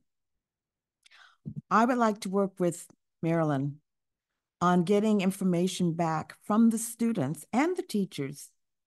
And we as committee members can participate in getting that feedback. Rather than maybe through a bureaucratic method, I would like to do a grassroots method. I want to support that. I have relationships in Terra Linda High, San Rafael High, and I think we can get information from the students and the teachers directly as to this topic. Thank you for your comments. Are there any other comments? Did Daniel have something? Come on now, you know I do. Huh. I just want to highlight the K9 program. If I remember and recall correctly, it was member Davidi who was in support of bringing that back. I just want to make sure that he and also chair that they receive credit for the recommendation. And I remember I looked to all of my peers and colleagues on this dais, like if call out what you've recommended and put your name to it and make sure it gets back to Teresa. I really want to prop up our productivity and what we did. I'm very proud of the work we've done. At this point, I'm pretty much that I'm in dialogue with you if I have anything more. Only thing I really want to publicly bring out is I support what Member Locks is saying. Like I want to be next year. I really want to get out there. I'm doing that personally myself. I'm really reaching out to, I'm using my connections and associations and whatever I can do to get that community feedback. And I'm trying to bring that back to this dais. I also want to, I really feel it's important that we have the tools to be a really supported and productive body. And I want to really make sure that we can get a budgetary item for the National Association for Civilian Oversight. So I want to see that as a recommendation that we have that budgeted. Could you be more specific? Are you talking about like training? Are you talking about membership? Membership. Okay. Yeah. I would assume the membership would bring training. Hopefully. Well, it would give us access to training materials and training guides, and we'll capture that. Thank you. At this point, I have nothing else. Thank you. I appreciate it. Okay, so I think this topic is, oh, do you have a question? Comment? No? Okay. So the next item is to select a new chair and vice chair. Yes. So reading from the boards and commissions that govern all the committees and commissions in San Rafael, it is the city council's intent and belief that every commissioner should go through the process of chair and vice chair, specifically quoting section 7, subsection B, the vice chair shall serve as the chair in the following year and shall be appointed as such in the last meeting of each calendar year. Therefore, if unless you guys want to go against the boards and commissions that staff does not recommend, Vice Chair Tokolahi will be the chair in 2025, and then you guys will now be able to pick a vice chair, which No offense, but it should not be Chair Kamina according to the boards and commissions rules and regulations. Yes. So I think we still have to go through the same process if there's any questions, public comment, and discussion. So first we'll ask if the committee has any questions about the process of moving Vice Chair Tuckeleye to chair and then selecting a person to be the vice chair. Ms. Valdez? Ms. Alvarez? Questions? Ms. Duane? Any questions? No questions for me? No. Mr. Tuckeleye? Any questions about the process? No. Mr. Davidi, any No, thank you. questions? Ms. Ruiz, any questions? Member Locks, any questions? I have a question. Okay. May alternates make nominations or suggestions for vice chair? I would have to Ye- defer. Yes, absolutely. Alternates can make suggestions. Alternates just can't make motions or vote. Okay. Yes. Thank you. Okay, that answers your question. So now, or if there's any public comment on the process? I see none. So are there any comments or is there perhaps any other discussion? I would suggest that somebody might make a motion That was what for. I was going to ask. Sorry. yeah. Does anybody have a motion as to who should move forward as vice chair or a suggestion before we make the motion? If It's also an assumption that the vice chair will become the chair, so the motion should include the ascension of Vice Chair Thank you. Tuckeleye. But I think we have a suggestion from alternate member Locks. You have, because you can't make a motion, but you said you wanted to make a suggestion. Well, that is when we get to vice chair. We're talking now about chair. I think the topic is that per city council or city general said that vice chair will automatically become chair. So it's, will that happen and who should be vice chair? You're asking if we're going to follow the BCC recommendations? Is that what Yeah. you're asking? Yeah. I would say if there is making an exception to this particular recommendation in the BCC, then I want to know if we have the opportunity of making changes to other areas that are listed in the BCC. Because I have some ideas. Okay.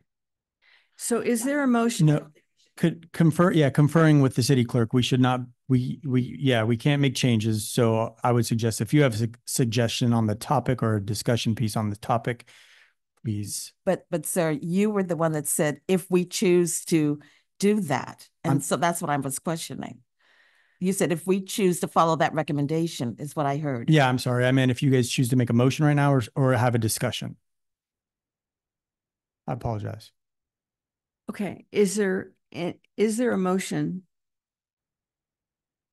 as to Vice Chair Tuckeleye moving to chair and a suggestion or recommendation or nomination of someone to be vice chair? There's no motion?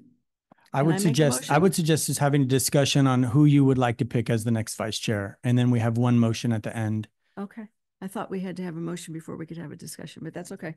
So is there a suggestion or who would you like to see be vice chair?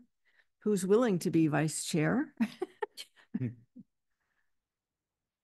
I think Mr. Davidi would make an excellent vice chair myself, if he's willing. Yes. Is that a question? That's a question?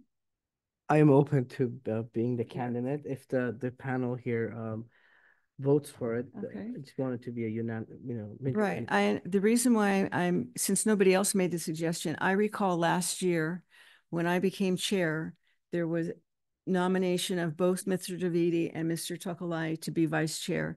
And he was very courteous and didn't want any dissension. So he withdrew his name. And I thought that was very admirable. And so that's why I think it would be appropriate to if someone made a motion, I don't think I can do that. If someone made a motion to have him be vice chair, along with Mr. Takalai being chair. Can I Sure. throw this in there too? Of course. Just on your annual reports, it shows each member with their term. And I know there's 3 of us. This just to throw it out there, some ideas, because I want to make sure that, this is also a learning experience for all of us. Because there's 3 of us, our last year is next year, including myself. I don't know, just an idea to throw it out there for you guys before we nominate the vice chair. Is there any other discussion? Yes? Discussion. May I make my recommendation now? Of course. I would like to support Mr. Davidi as the vice chair. Excuse me, vice chair. Yes, thank you. Getting president and vice all. I understand. It's a long night. Yeah, vice chair. We're talking about next year and whether the terms are whether that person has a term limit of next year. It's the actions that they provide and accomplish during this next year that I'm most interested in. And if there is a term limit, that doesn't preclude that person from not being able to reapply. I absolutely agree. So I don't think, in my opinion, I don't think we should worry about that. Okay. So is there a motion to have Mr. Takalai move to chair and Mr. Davidi to move to vice chair? Or some other motion? Thank you, Chair. I will bring that forward to nominate Member Vice Chair Tokalahi to chair and Member Davidi to vice chair for our next term, 2025. Is there a second, please? Second? Yes. Yeah. Would you call the roll, please? Yes. Member Alm? Approve. Member Alvarez? Approved. Member Davidi? Yes. Member Nguyen? Approve. Member Ruiz? Yes. Vice Chair Tokalahi? Yes. Chair Kamina? Yes. That motion passes. Thank you so much. Congratulations. Bravo. So would you like to close the meeting? We have something else to do that I don't have to worry about anymore. There's staff and liaison My reports and apologies. committee So reports. pay attention. So staff reports are next. I just real quick, I just want to bring up that the San Rafael Police Department is going to be hosting the Spanish Community Academy February 5th to April 19th.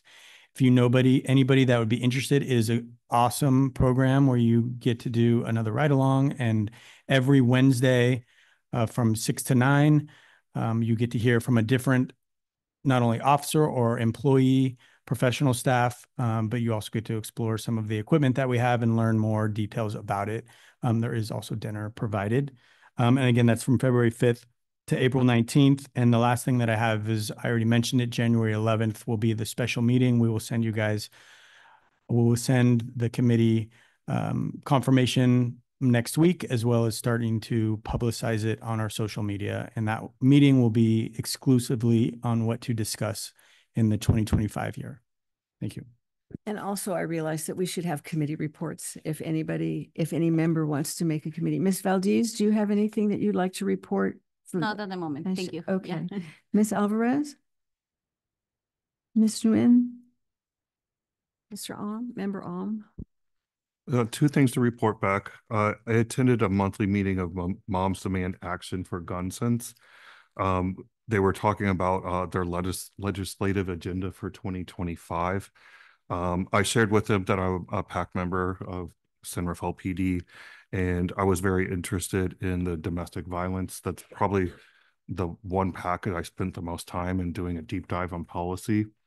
And I brought up my finding of the lack of reciprocity for domestic violence victims and restraining orders from other countries, and they found that a very interesting topic to bring up forward legislatively. Second thing to report back was I served on an oral board last week, and I appreciate being invited. Thank you.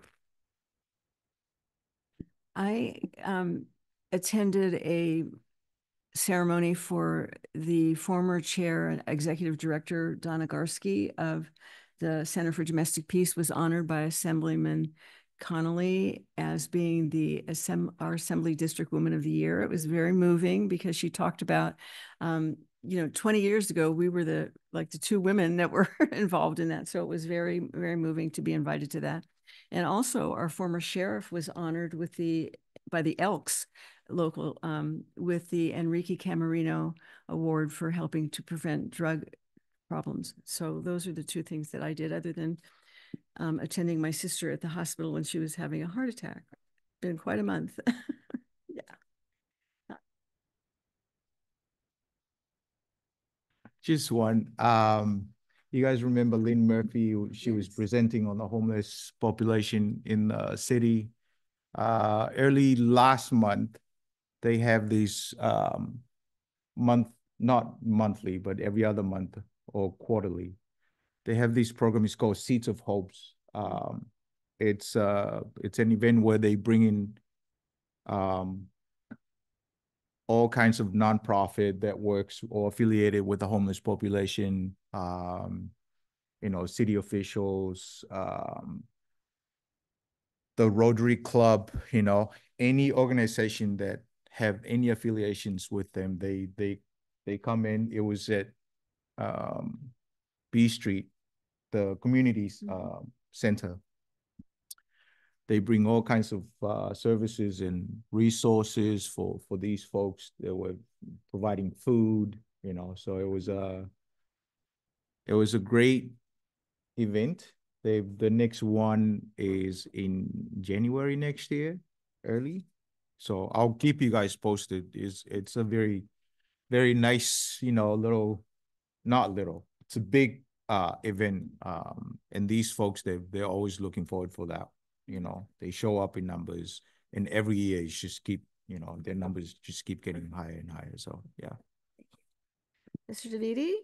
Thank you. While we're on the topic of tooting our own horn, I was given the North Bay Business Diversity Award, and it really looks for individuals who work outside their businesses to create diversity and inclusion. I was really honored. Just want to share that. I think I want to thank this committee. This is the platform that gives me that, gratitude for what I'm doing here. So I just want to appreciate. I also want to appreciate the member of the public for you guys for coming. This means a lot to us. I'm hoping next year we can have ways to recruit more people so we can hear a diverse, more, especially kids. If we're talking about schools, it'd be nice to hear what they say. Or I know I'm getting to recommendation. If we're doing a topic, it'd be nice if we can kind of outreach to that demographic and kind of say, please come, because we want to hear from you. So thank you guys, Hacking, for helping us, and looking forward to another good year. Thank you. Congratulations. No, I don't have nothing to report. No report, Member Locks. I just want to say I was really grateful to attend our celebration last night. I saw a few folks. I saw Daniel and Mai, and I think some. I saw you. You thought we were passing, yeah. So I'm glad that people came to that. But as I said at the beginning, that I'm going to be really pushing us to be active. And as you saw what I sent to you, on the back of that is Rosenberg's guidelines. So it's not just one page thing. Look on the back. For those who didn't get that. And so the parliamentarian process is something that I'm going to be encouraging. And one of those things is making sure that when we look at our our minutes, that we really are reading them. And I want to just say I just lost your name, darn it. Thank you. That we do not meet at the sheriff's. We do not meet at the San Rafael Public Safety Center. And that's stated on every one of the minutes. We meet here. And so I think it's a template that you've been using that we need to correct, and that's in the minutes. I mean, on every one of them, not even before you went back and looked. So we need to be diligent about those little details. Thank you. Okay. Okay. No other comments. Well, the meeting is adjourned. Thank you all. Okay.